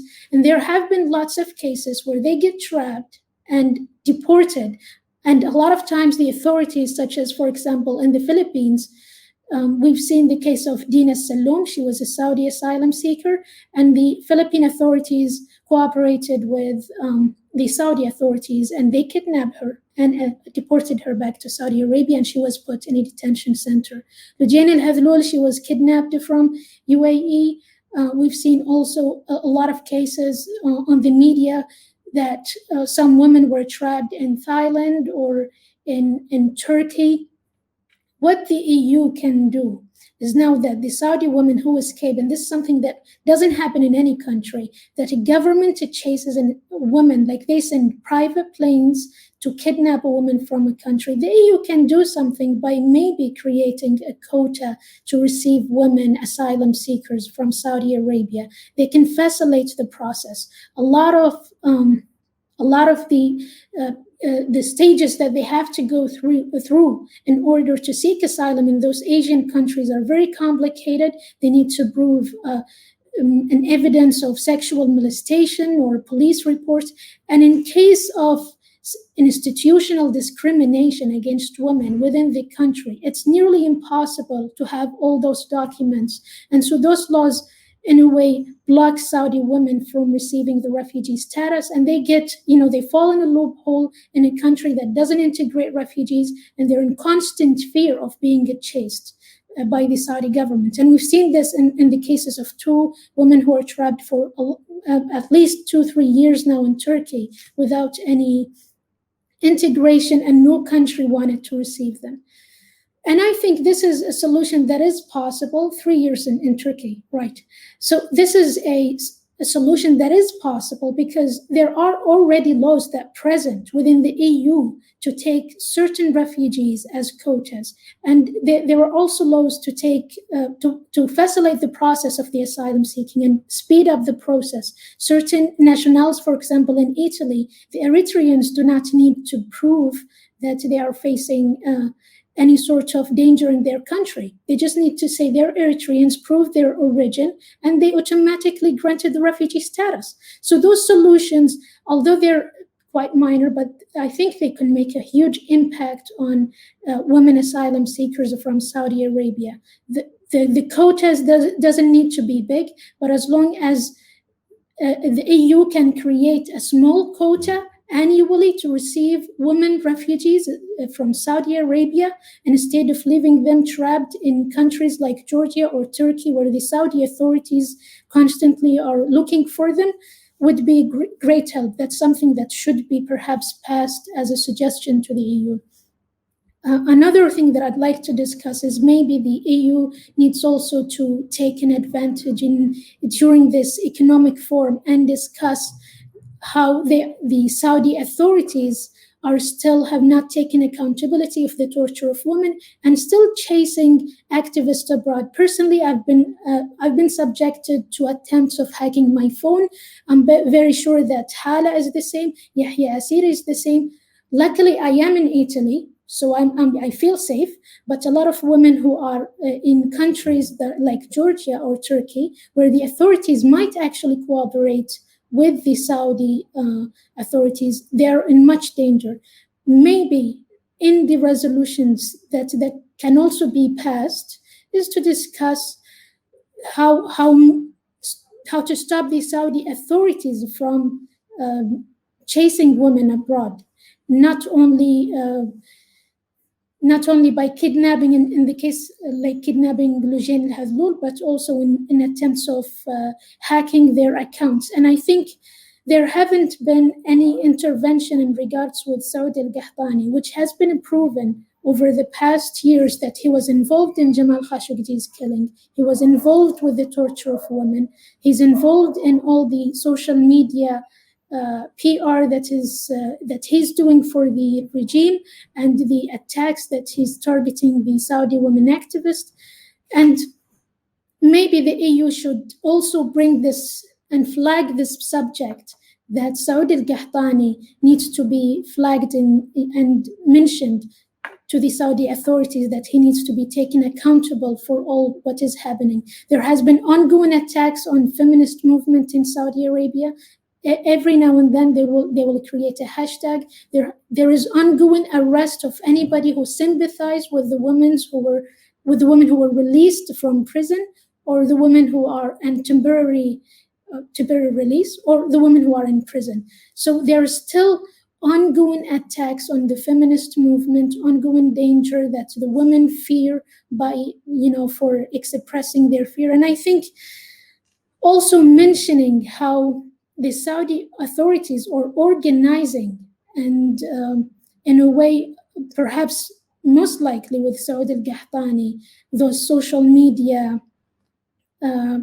trolls to attack feminist movement and criminalize it, and calling for severe punishments and encouraging the attacks against women. Maybe this also should be flagged as well in the summit. Another issue that would perhaps help is, besides facilitating the asylum-seeking process and creating a special refugee quota for women, is also perhaps discussing the domestic worker situation, women domestic worker situation in Saudi as a holistic subject. The women's situation, even women workers in Saudi do not have rights for holidays, annual leaves. A lot of them who have been sexually molested, for example, or have legal cases, were accused of stealing, or they have any legal problems, they are put in detention centers and they're criminalized immediately without receiving any legal aid, without receiving any translation. And those who have children and cannot prove that who is the father of the child, their children are taken away from them. So discussing the subject of female domestic workers would be also very important, and how they face a lot of institutional discrimination and as well as social. And I think that they should also, perhaps the EU should also discuss how the detention centers for workers in Saudi Arabia, particularly for women, where they have almost no healthcare whatsoever, and also they do not have any type of a protection from COVID infections. There have been lots of pictures surfaced on the internet on some of the detention centers where they keep male workers. And I imagine for the women, it is automatically much worse, because that's how it is in Saudi Arabia. If a man is anyways if a foreign man is suffering from a lot of discrimination, you can imagine the situation for a foreign woman is much worse. So those are the things that I personally think would be really important to discuss and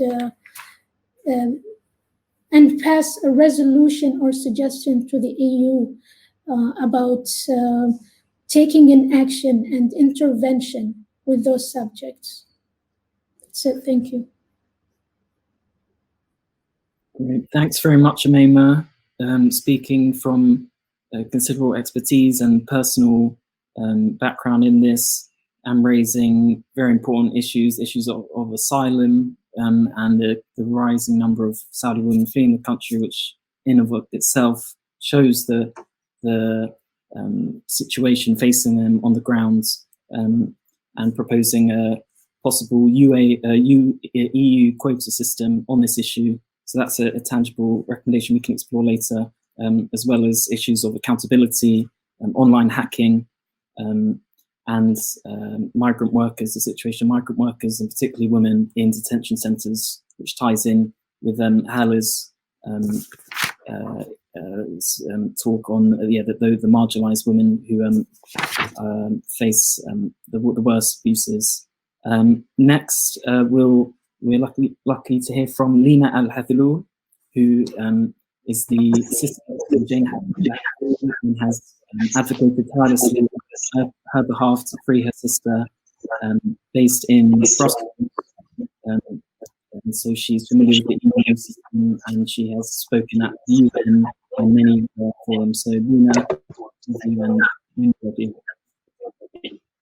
thanks, Josh. Thank you.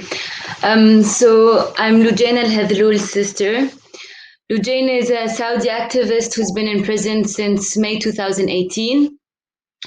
And so to summarize, Lujain had 3 main fights. She was one of the leaders of the Women to Drive campaign. She was also in the process of opening a shelter for women who are victims of domestic violence.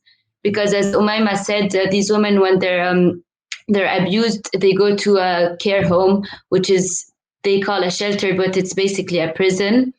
And so the third fight was also, she was trying to abolish the whole male guardianship system.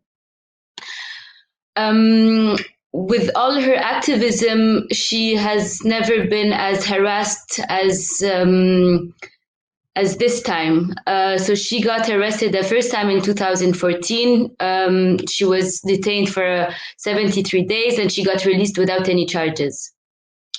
But this time we have never seen anything like this in Saudi Arabia. So to tell her story, in March 2018, Lujain used to live in the Emirates. She was working and studying there. In March, she was driving in the highway in the Emirates, and she got stopped by many cars who just circled her car. They were masked men. They took her, put her on a private plane, and brought her back to Saudi Arabia without telling her who they are, just saying that they had orders. And that's it. So once she arrived to Saudi Arabia, they directly put her in jail. They investigated with her, and at that moment, she didn't have any idea what was going on. She stayed in prison for a couple of days, then she was released. And then she was just put on a travel ban, so she couldn't go back to the Emirates, and she stayed in Saudi. A couple of months later, so in May 2018, Saudi authorities broke into our home. They took Lujain, and they didn't give any warrant, didn't say who they were again, and they didn't give the reasons to my family or to Lujain as to why they just took her.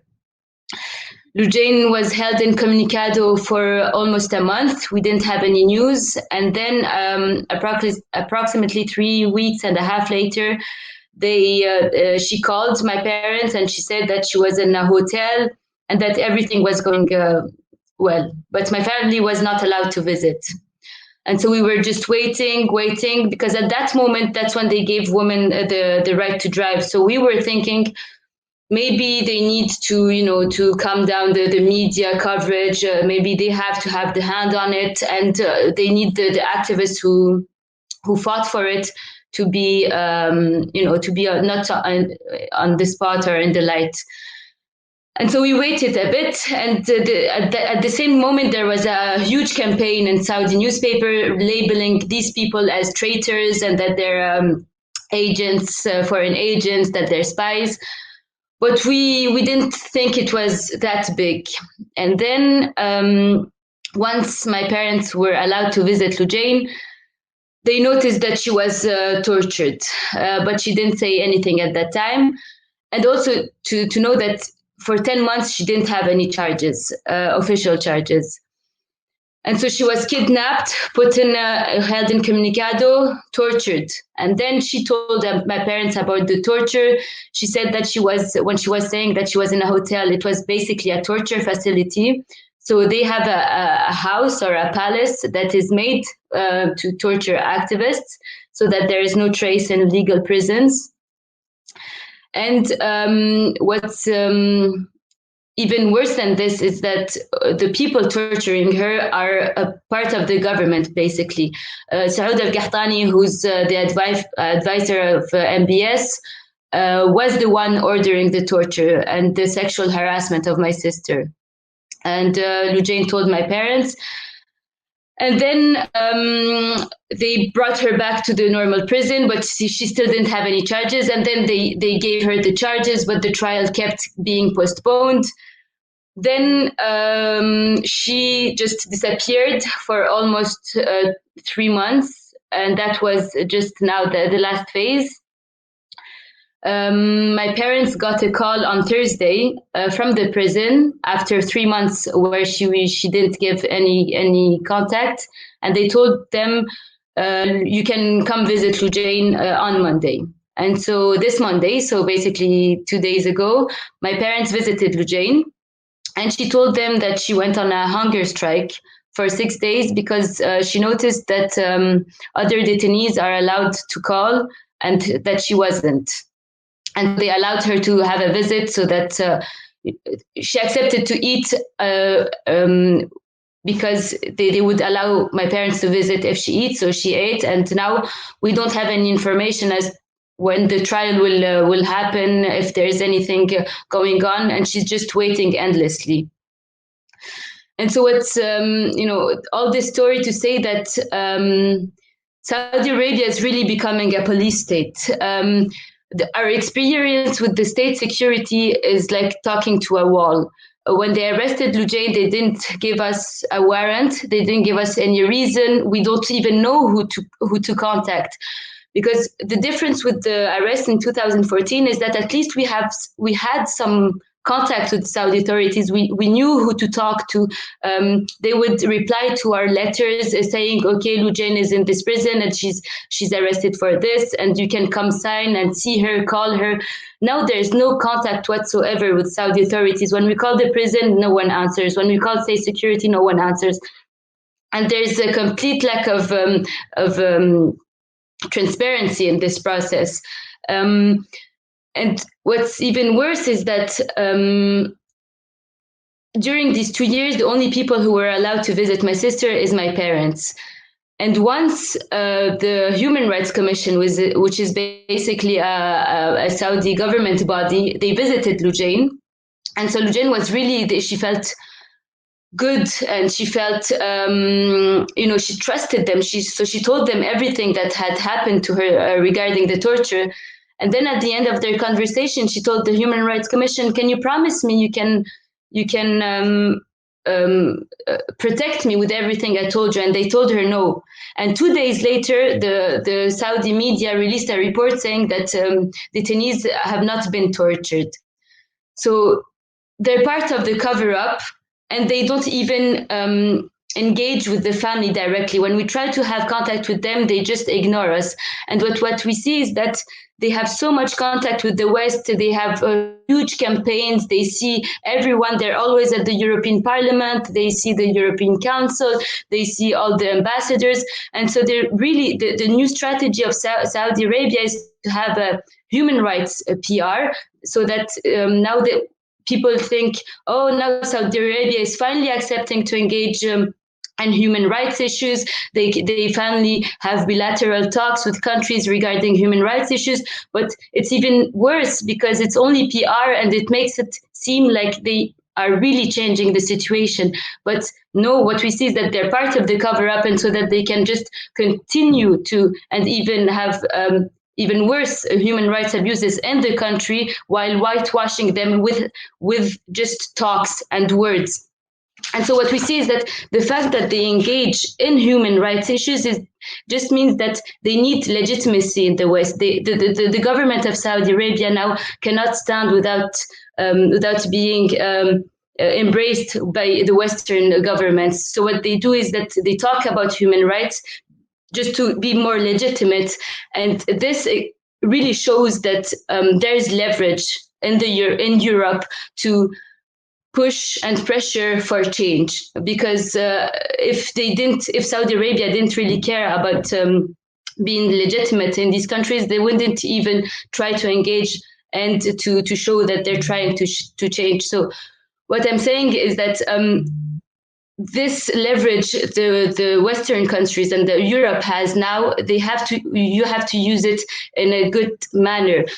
For the G20, for example, say that we can't believe these reforms, we can't believe these changes when the very activists who have been asking for it are still behind bars. How do you explain this? And really emphasize on the fact that change comes within the population, and that it can't be just a top-down process, and that if you don't allow these activists to speak, then there won't be a real change in Saudi Arabia, and we can't believe you with your Human Rights Commission when they're part of the cover-up as well. So really, what I'm asking is that you have leverage, you have to use it in a good manner, and I can promise you it works. During these 2 years, the only time we saw that Lujain was allowed calls, that she wasn't being tortured anymore, was when we were the loudest. Every time we've been silent, she has been tortured, she has been not given calls. So really, pressure works, and I beg you to pressure our government to release these prisoners.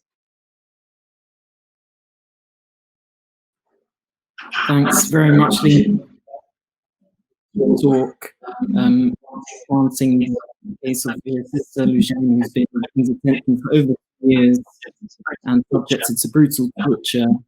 The figure of Saud al-Qahtani comes up again as a figure who was present in these sorts of chambers, a close advisor to the Crown Prince, who Umayma also mentioned in the context of hacking, as he is known for his online hacking of activists inside and outside the country, and emphasizing the lack of transparency and the importance of applying pressure on the Saudi authorities, and the fact that they at least are concerned about their image and have invested large PR efforts in bodies like the Human Rights Commission. However, it's really upon the international community not to allow this to be a form of whitewashing, and to really reiterate the call for basic reforms like we discussed in the first session, notably the release of human rights defenders like Lujain al-Hadhlul, which is really a low capacity ask that all G20 participants should be making with their counterparts. Next, I will pass the floor to Alessandra Moretti, who's our representative from the European Parliament. She has been very active on Saudi Arabia, including in relation to the women's human rights defenders and other issues. So, Alessandra, it's you. Thank you very much. Good afternoon to everyone, and thank you for this invitation to participate in this conference. I'm very honored to have the chance to discuss with you about freedom and human rights in Saudi Arabia. Thank you also for your video. Too many women are in prison today, and we have the duty to fight for them. You all have already well explained the topic of the matter. Saudi Arabia sold the world a fairy tale full of progress and innovation, but actually we are all witnesses of a horror movie. I would like today to focus on a particular subject that is very, very close to my heart: women's rights. Women in Saudi Arabia represented a trump card for the Prince Mohammed bin Salman, who used them to clean out the image of Saudi monarchy. In recent years, Saudi authorities introduced superficial reforms intended to benefit women, steps in the good direction, but useless facing the guardianship system and the strong patriarchal society. Unfortunately, what the Saudi Crown Prince proposed is nothing more than a restyling of the image with which he presents himself abroad. I would like to remember that despite these small steps, the tutoring system still forces women to live like little girls under the control of an adult male. They are not allowed to influence the growth of children, have legal custody of them, or pass on their citizenship. With rare exceptions, it is not allowed to request documents or undertake journeys unless accompanied, and they cannot even make decisions regarding their health or marriage. These denied rights go beyond social tradition or religious norms. It is simply a way imposed by the regime to maintain control over women. Moreover, for every right granted by the reforms, the application of which remains questionable, the regime imposes a squeeze on dissidents. An example are women's rights activists, in particular the ones who fought for the right to drive, for example. They were arrested and detained in prison, even while the world congratulated the regime for giving women the right to drive. I would like to remind also the difficult situation that women must face in prison, like Lina have told to us now. First, often they undergo periods of enforced disappearance held at an unknown place for a few days or several years, with no access to a lawyer and without the possibility to meet the family.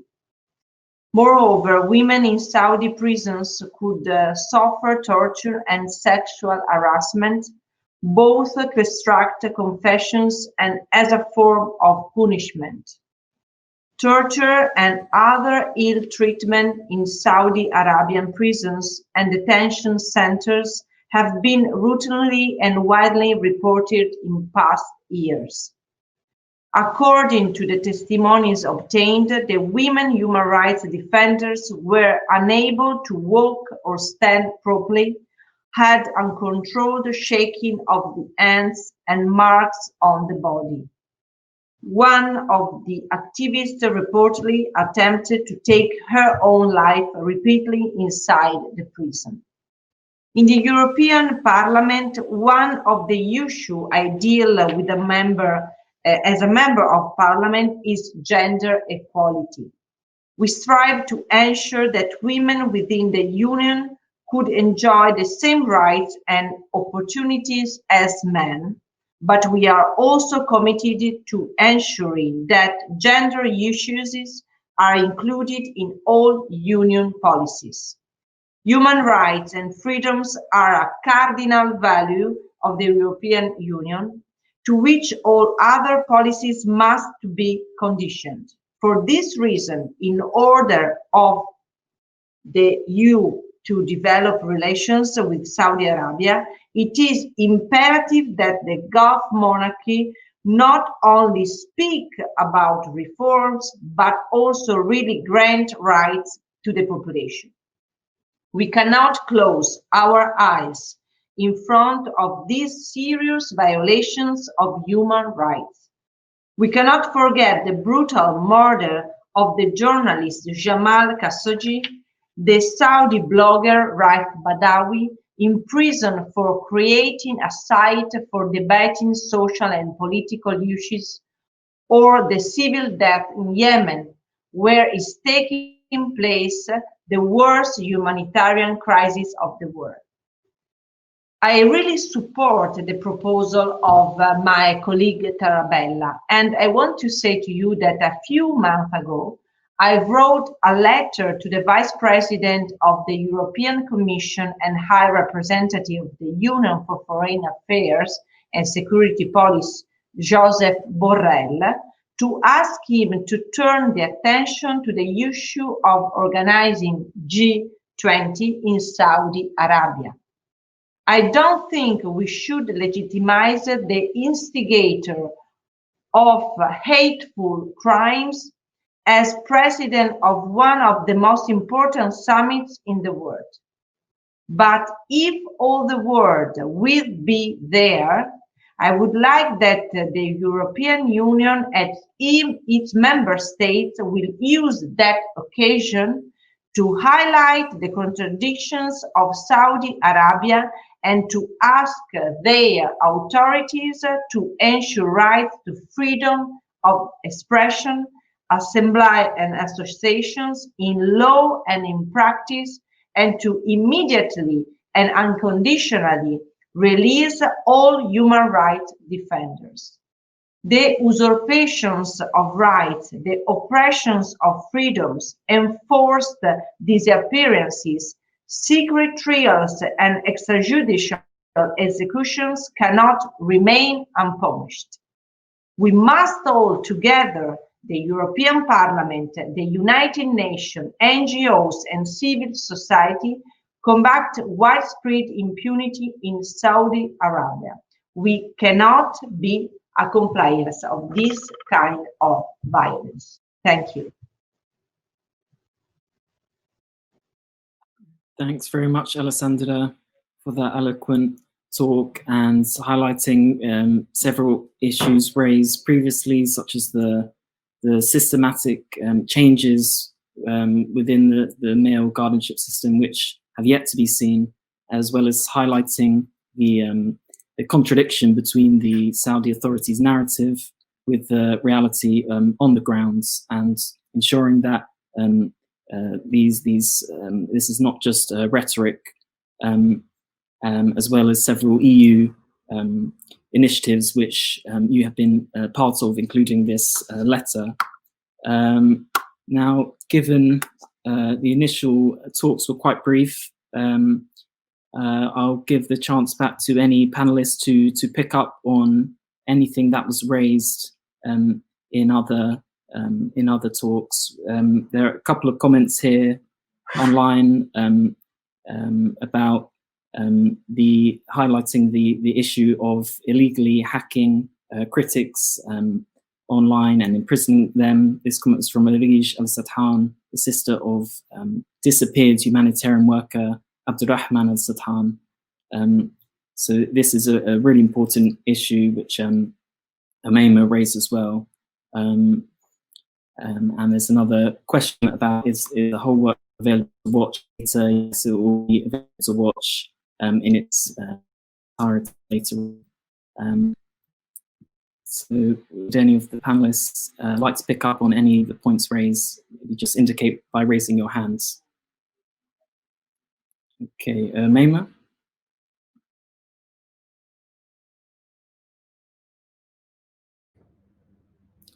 Thank you, Joshua. I just want to ask Mrs. Moretti about whether it is possible to flag as well Saud al-Qahtani on the summit, because he is still working and trying to target other activists abroad. And for us, it is a big concern, because we've seen, in the case of Saad al-Jabri, for example, who's in Canada, the Canadian authorities managed to stop the murder attempt that was about to happen. But we might not all be as lucky as Saad al-Jabri and get the same protection.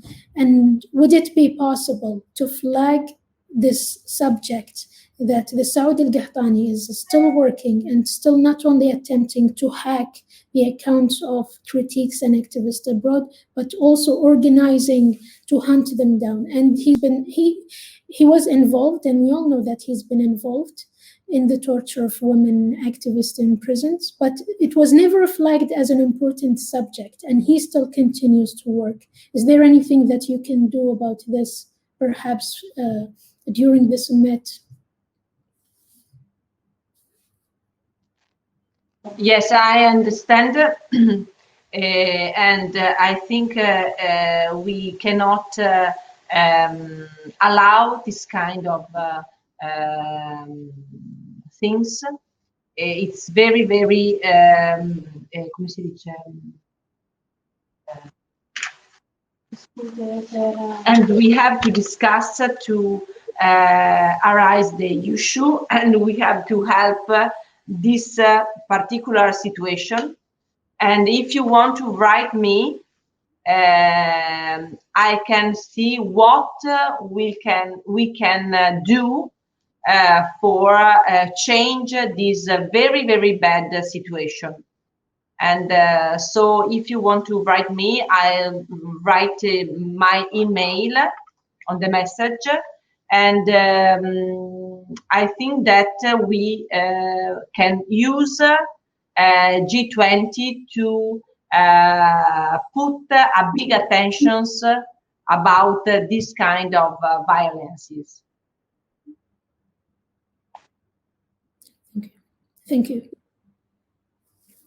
Okay, that's great. That seems a tangible follow-up we can look into, and the figure of Saud Qahtani looms large in many issues we've covered, including online hacking, as well as the latest Twitter breach of activists whose accounts were hacked by Saudi authorities with several Twitter employees, and this led to a wave of arrests, including Abdurrahman al-Sathan. And just to follow up on another point that was raised on this issue of online surveillance is Etidal, the center created by state security, which subjects the Saudi public to forms of surveillance. So maybe Hala, would you like to pick up on this?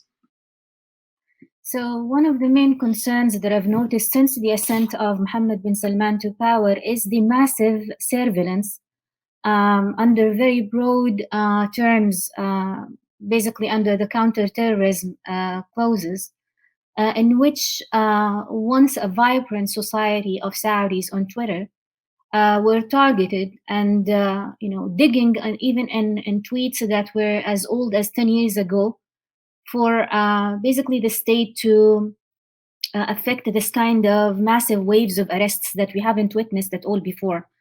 So I'tidal has been one key center, one key tool of the state.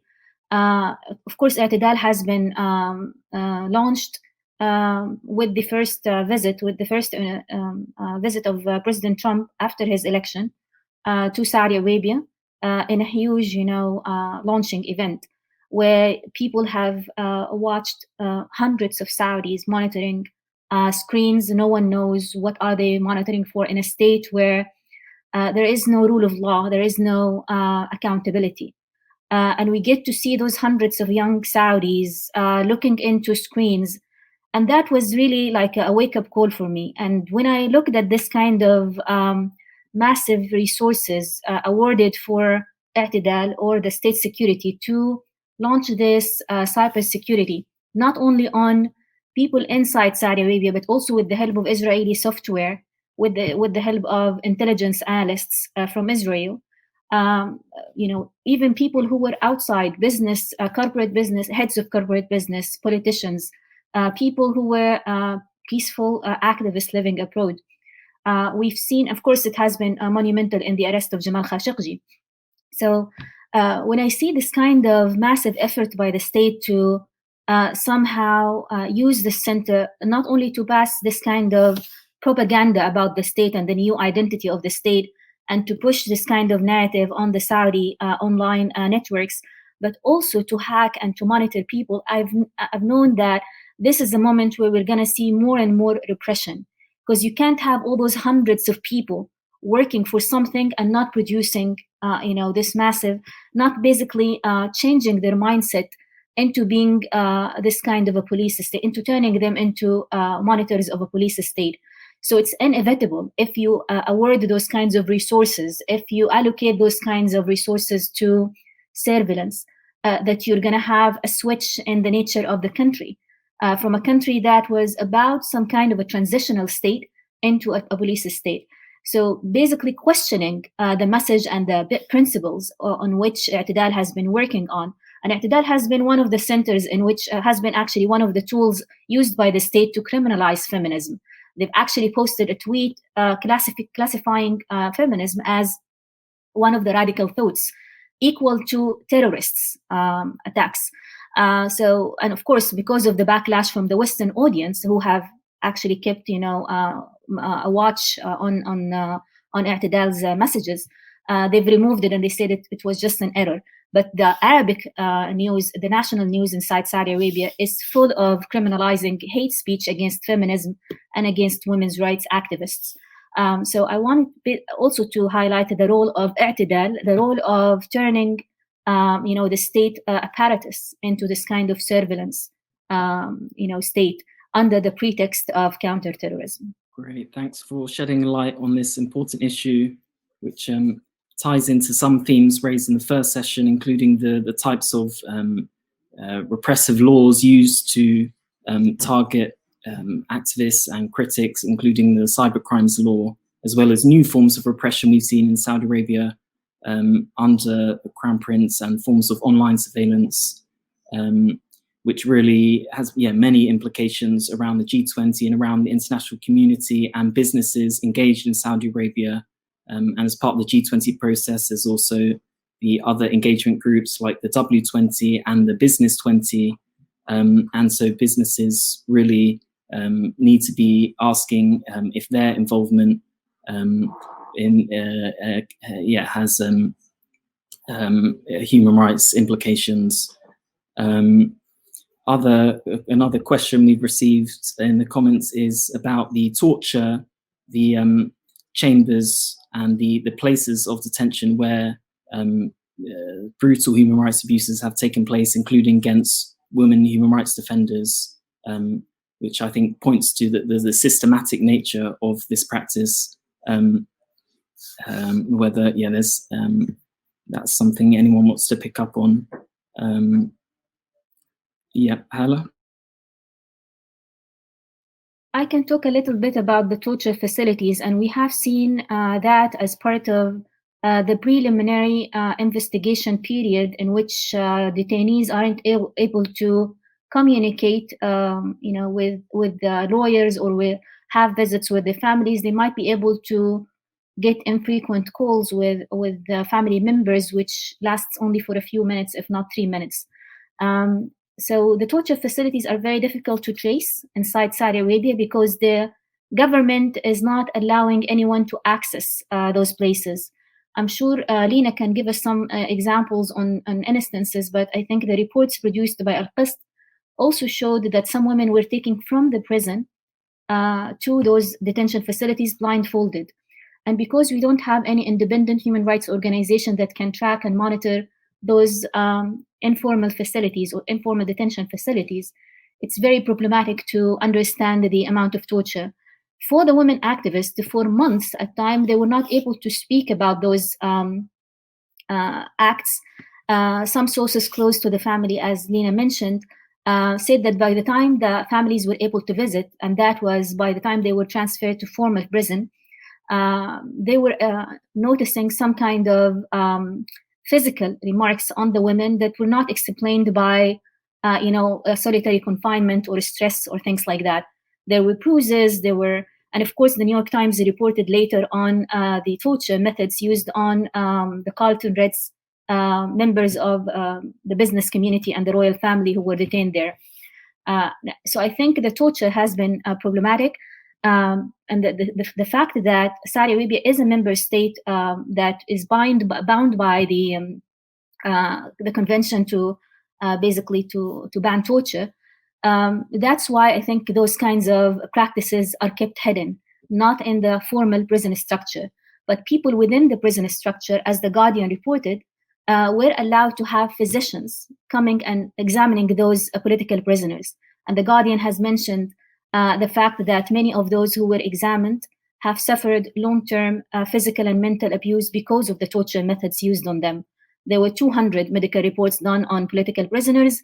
Many of them, and the horrific thing is that people within the prison system are not able to intervene or to protect the prisoners or to leak information on the fact that the prisoners were received in such poor conditions because of the torture.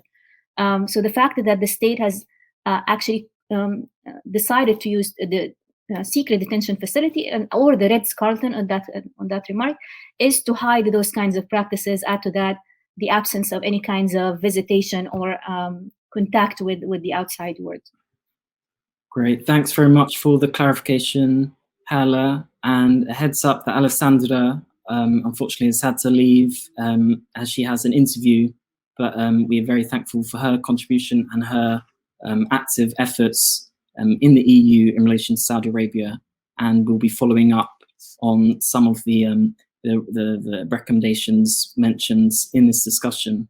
And on the topic of recommendations, so far there have been several key issues which we brought up, including around asylum and the possibility of an EU quota system to ensure that Saudi women have a greater chance of getting asylum outside the country, as well as issues around hacking and torture and accountability. And this is a key question. In the UK, for instance, a couple of months ago, they released a sanctions list in relation to Jamal Khashoggi of 20 Saudi individuals implicated in the murder. However, there has not yet been rigorous implementation of this, and this could be something that could be passed on in an EU context as well. And another key recommendation which we have emphasized and in the first session is the release of women human rights defenders. And I think this is really an issue which we'll see hopefully builds more and more momentum in the lead up to the G20 and the summit in November. On this, given that the G20 process itself will not be allowing Saudi civil society to take part, just to ask the panel of terrific Saudi activists what other recommendations and suggestions should be brought forward at the G20 in relation to women's rights and other human rights issues.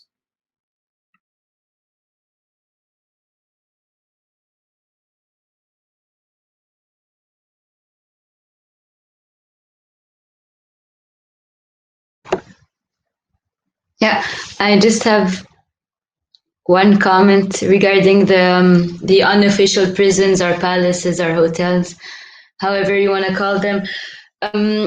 So when we found out about this, we leaked it. We talked about it publicly, and we tried to engage with the Saudi government, and we tried to tell them, if it's not true as you try to claim it, then why don't you just give us a record of the videos of the official prison? Because as Hala said, first they're put in the official prison, then they're taken out of it to an unofficial prison. So it's basically a state within a state that really does all of these things, and the official prison can't do anything about it.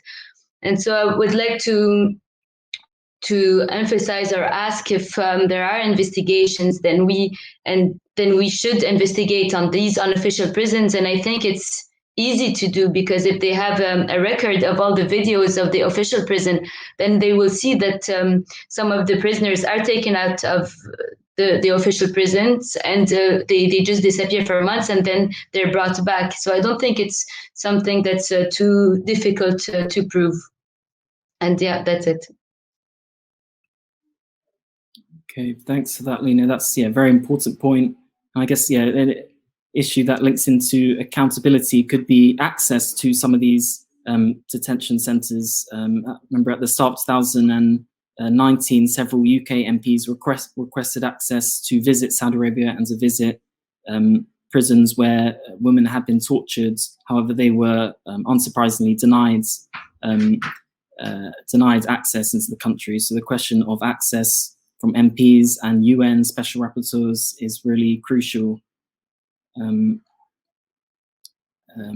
that's an issue that Hala brought up as well in the opening discussion around prison conditions, as well as for migrant workers.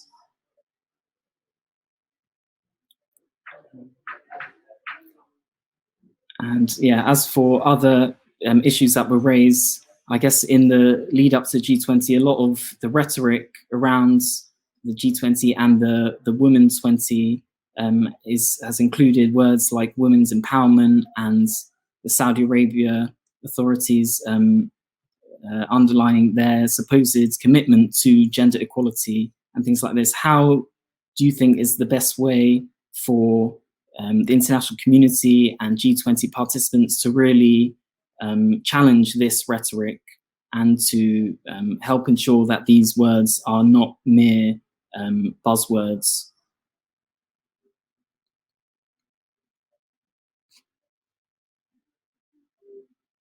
Is there anyone? Hala, go ahead. So it's very easy to refute that type of claim, because you could just get to look into the status of activists. The status of activists is a very clear example of women who were trying to push for certain reforms for all, not for certain groups of women. If those women were unable to meet freely with anyone, if they are not able to being interviewed by anyone, if the only women who were able to meet with the press, with members of the Women 20, are the people who are basically propagating or narrating the state's views, then it's a very clear message that we don't have that kind of women movement. And the fact that very selective types of reforms are being amplified as monumental or historical or things like that is really problematic, because no one knows how these reforms are being implemented, whether the other women who might not be able to access those types of reforms, no one knows that. So one thing which I want to highlight is for those people participating in the G20, whether it's Women 20 or Business 20 or other workshops under the G20, for them to highlight the importance of allowing UN special rapporteurs to be part of the visits basically inside Saudi Arabia. We have learned a lot from 2008 report conducted by the UN Special Rapporteur on violence against women. She highlighted the link between the male guardianship and how it implicates women and how it really makes it very difficult for women to escape violent homes. Even that was not on the agenda, basically, from the Saudi regime. Again, we've learned a lot from the poverty report. Many people believe that Saudi Arabia is a prospering country. We do not have problems in fighting poverty, but we've learned a lot from the Special Rapporteur report on poverty. The fact that we cannot really trust what the government is saying, what the institutions, what the different apparatus of the government is portraying about the state while repressing the voices of people is important. And one important thing that we can also challenge the government is this kind of secrecy in which the forced relocation of people is taking place, if not displacement completely. We've seen very troubling pattern of displacement, which would definitely affect a lot of women, a lot of children, happening along Neom's line, along the area where Al-Huwaitat tribes live, along Khaybar, along several places in Saudi Arabia in which families, women, children have been forcibly displaced and their houses have been demolished. This has been going on without any kinds of transparent mechanism for people to seek redress or to challenge the displacement decisions by the government. So we want to see people highlighting those kinds of issues, especially if Neom is being promoted to the Western audience as a business hub or a tourism hub. Thanks very much, Hala, and very important bringing up Neom, the megacity project, which similarly to the G20 is used often as a way by Saudi Arabia to attempt to whitewash its image and to seem as modernizing, whereas the reality on the ground is local communities being evicted and enforced extrajudicial killings, and yet several businesses, many businesses have partnered with the Neom project, and some, more encouragingly, have ended their partnership as a result of international pressure and people emphasizing the the role of businesses and their commitments under the UN guiding principles. So on this topic, we've covered a lot of ground in this session. We'll hear from Lena, and then we will be going and inviting everyone back from the first session as well. So yeah, Lena. Just a last word, I think. So during the G20, there are many ways to act and to help us activists and Saudi people to have a voice in our own country. So first, there's usually people, diplomats and politicians tell me that it's always better to be quiet and do it privately. So if it's this way that they want it to be done, I think they have to challenge. So not just ask about the activists who are in prison, but challenge them. So for example, to know the cases, and now Lujain is a symbol. I talk about the details of her case because she represents 100 or thousands of people who are basically living the same thing, but no one knows about them. So for example, for Lujain, when they ask for her release and what happened to her, I think that they should know the case. So it's publicly known that MBS in 2018, when Bloomberg, the newspaper, asked him about these activists, he said, black on white, that they're spies, that they're foreign agents, that they have evidence about this.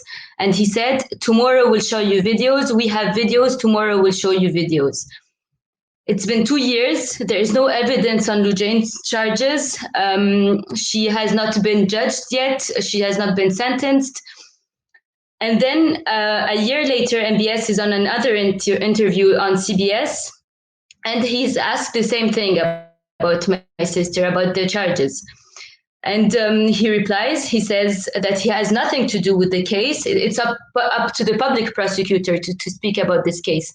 And then they ask him about the torture. He says that that in Saudi Arabia there are laws protecting prisoners, but that if it's true, then she will be investigated, and that they will make sure that all tortures are investigated. We're in 2020, nothing happened. Lujain has never been investigated. No independent parties came and made sure that she was not tortured as he claims. So really, when the G20 delegations go to Saudi Arabia, it's not only about asking for these activists and just feeling all right about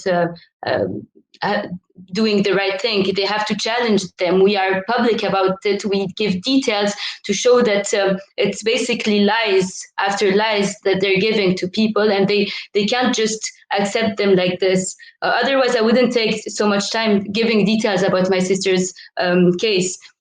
It's about being able to challenge them because, we have evidence of everything we say. They never showed evidence about anything they say, and people just believe them.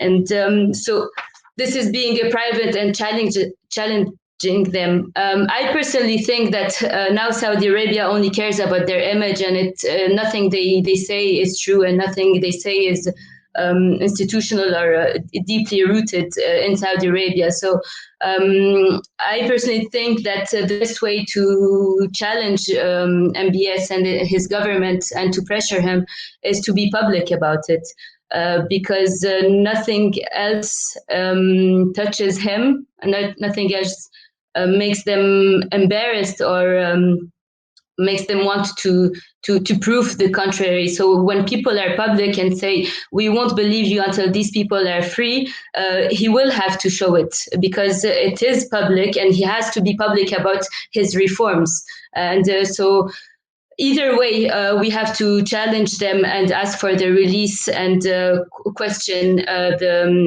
the truth of their words. Great. Thanks very much, Lena, and for that powerful intervention and emphasising the importance of public pressure and that private discussions are not sufficient. And joining us now will be those from the first on human rights as we move from the second session on women's rights into the concluding period where we will be bringing together all of the recommendations discussed throughout the workshop, as well as any new to add. So maybe thanks so much everyone for sticking with us, and maybe Julia can give a quick recap of things on their end in the first session.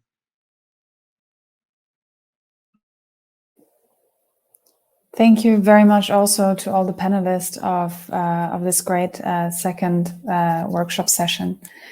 After our first session, I had a few more inputs from the Saudi activists, and I think we have compiled a list of concrete recommendations that we're ready to pass on to the members of the European Parliament. I will go through them one by one now. This is not a final list, and please, everyone, feel free to send me comments. We will be polishing this list after this workshop and then before the members of Parliament receive the final version.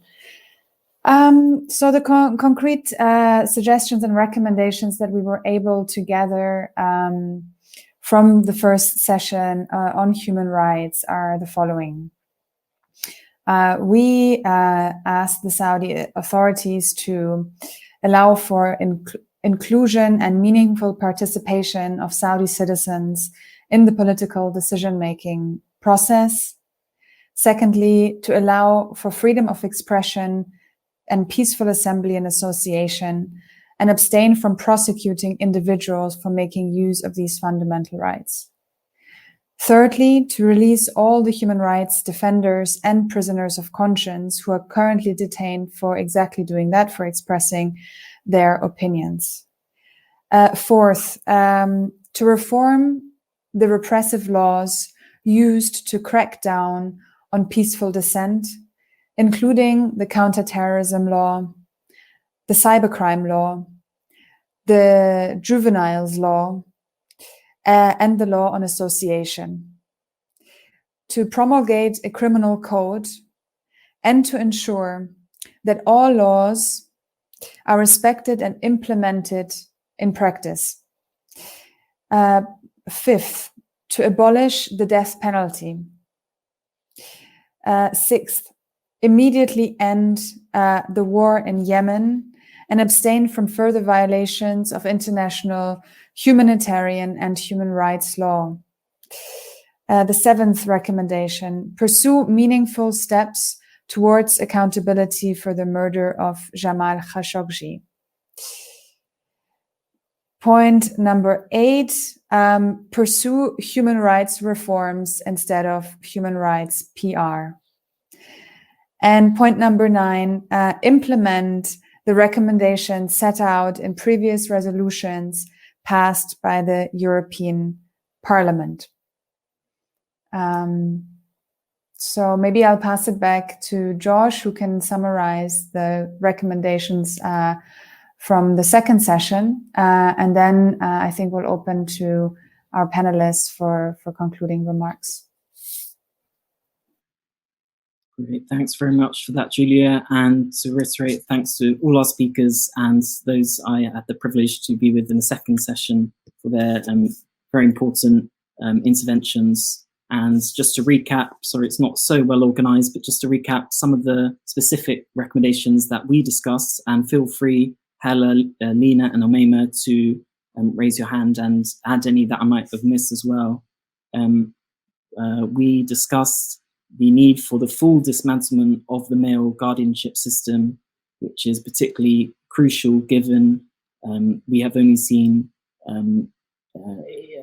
part measures implemented which have not been implemented fully, and which only scratch the surface in terms of the full spectrum and ways in which Saudi face schools.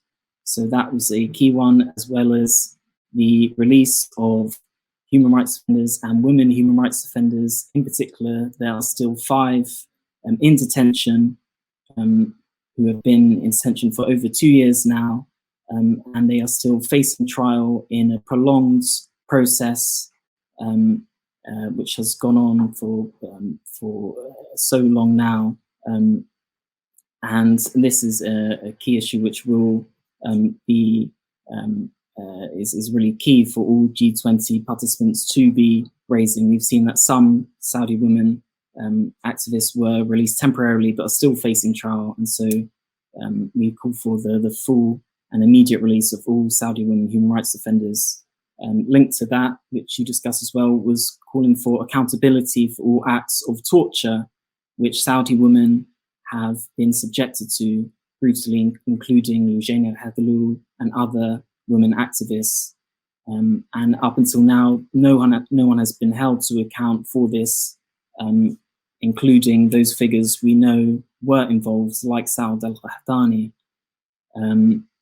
On the issue of that as well, is the repression outside Saudi Arabia itself through forms of online surveillance. And so another recommendation is calling for an end to forms of online surveillance, and where this implicates international businesses and companies like Twitter, and including with the hacking and surveillance of Saudi women inside the country and abroad. We discussed Jamal Khashoggi, you mentioned that as well. And another issue we discussed was the state of migrant workers in detention, and migrant women in detention, an issue which sadly is not highlighted enough, and which relates to the kafala system and the state of migrant rights in Saudi Arabia itself, which is particularly crucial in relation to the G20 and the Labour 20 taking place. As well as that, in terms of calls on the Saudi authorities, there are calls on the international community to pressure the Saudi authorities to make such reforms in the context of the G20 and beyond, and for international businesses who could be implicated in human rights abuses, such as NEOM, with the NEOM project, and forms of hacking, for them to reassess their dealings with Saudi Arabia and reflect upon their obligations under UN guiding principles on human rights. And there were follow-up specific points on EU letters around some of these issues, as well as the EU resolution, which was mentioned in the first session as well, as possible avenues to press these issues in the EU Parliament. And so, Phil, if there are any other things that I may have missed, then please raise your hand and let me know. Hala, please. Just the issue of allowing visits by independent UN rapporteur. I think that is important because it just allows for a fair assessment of what's happening, whether for human rights defenders, whether for forced relocation of people or demolishing certain villages. I think these are all important issues, or the people working, or the special rapporteurs working on migrant workers. I think these are all important visits that needs to and have more credibility and accountability than the words of the state, and they would inform us on what's happening in certain issues which have been simmering for years and have been escalating in frequency and in scope. Basically, we're seeing more and more repressive measures being implemented. So we need to assess in reality what the government has been doing to address those issues. Great. Thanks very much, Hala, for that important addition. And we are, I can see there's a hand up from Yahya. So Yahya, let's go ahead.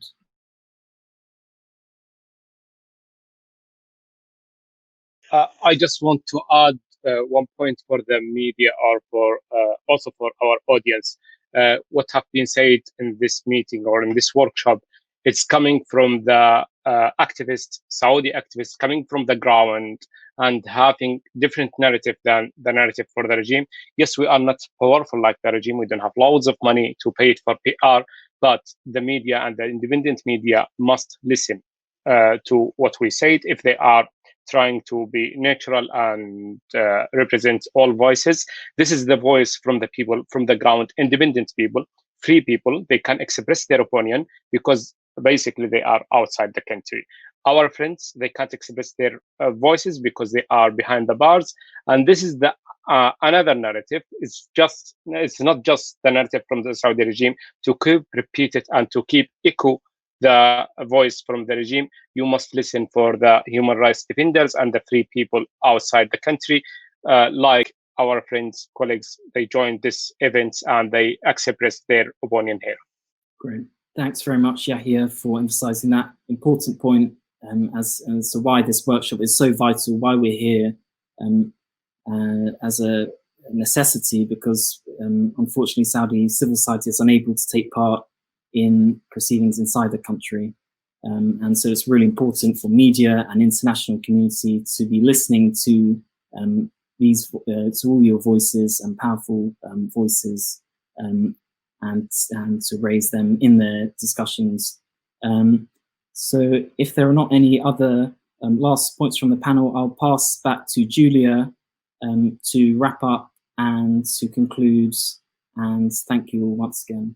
Just to make sure there are no more comments, I don't want to cut anyone off or cut it short. Okay, I see no one raising their hands.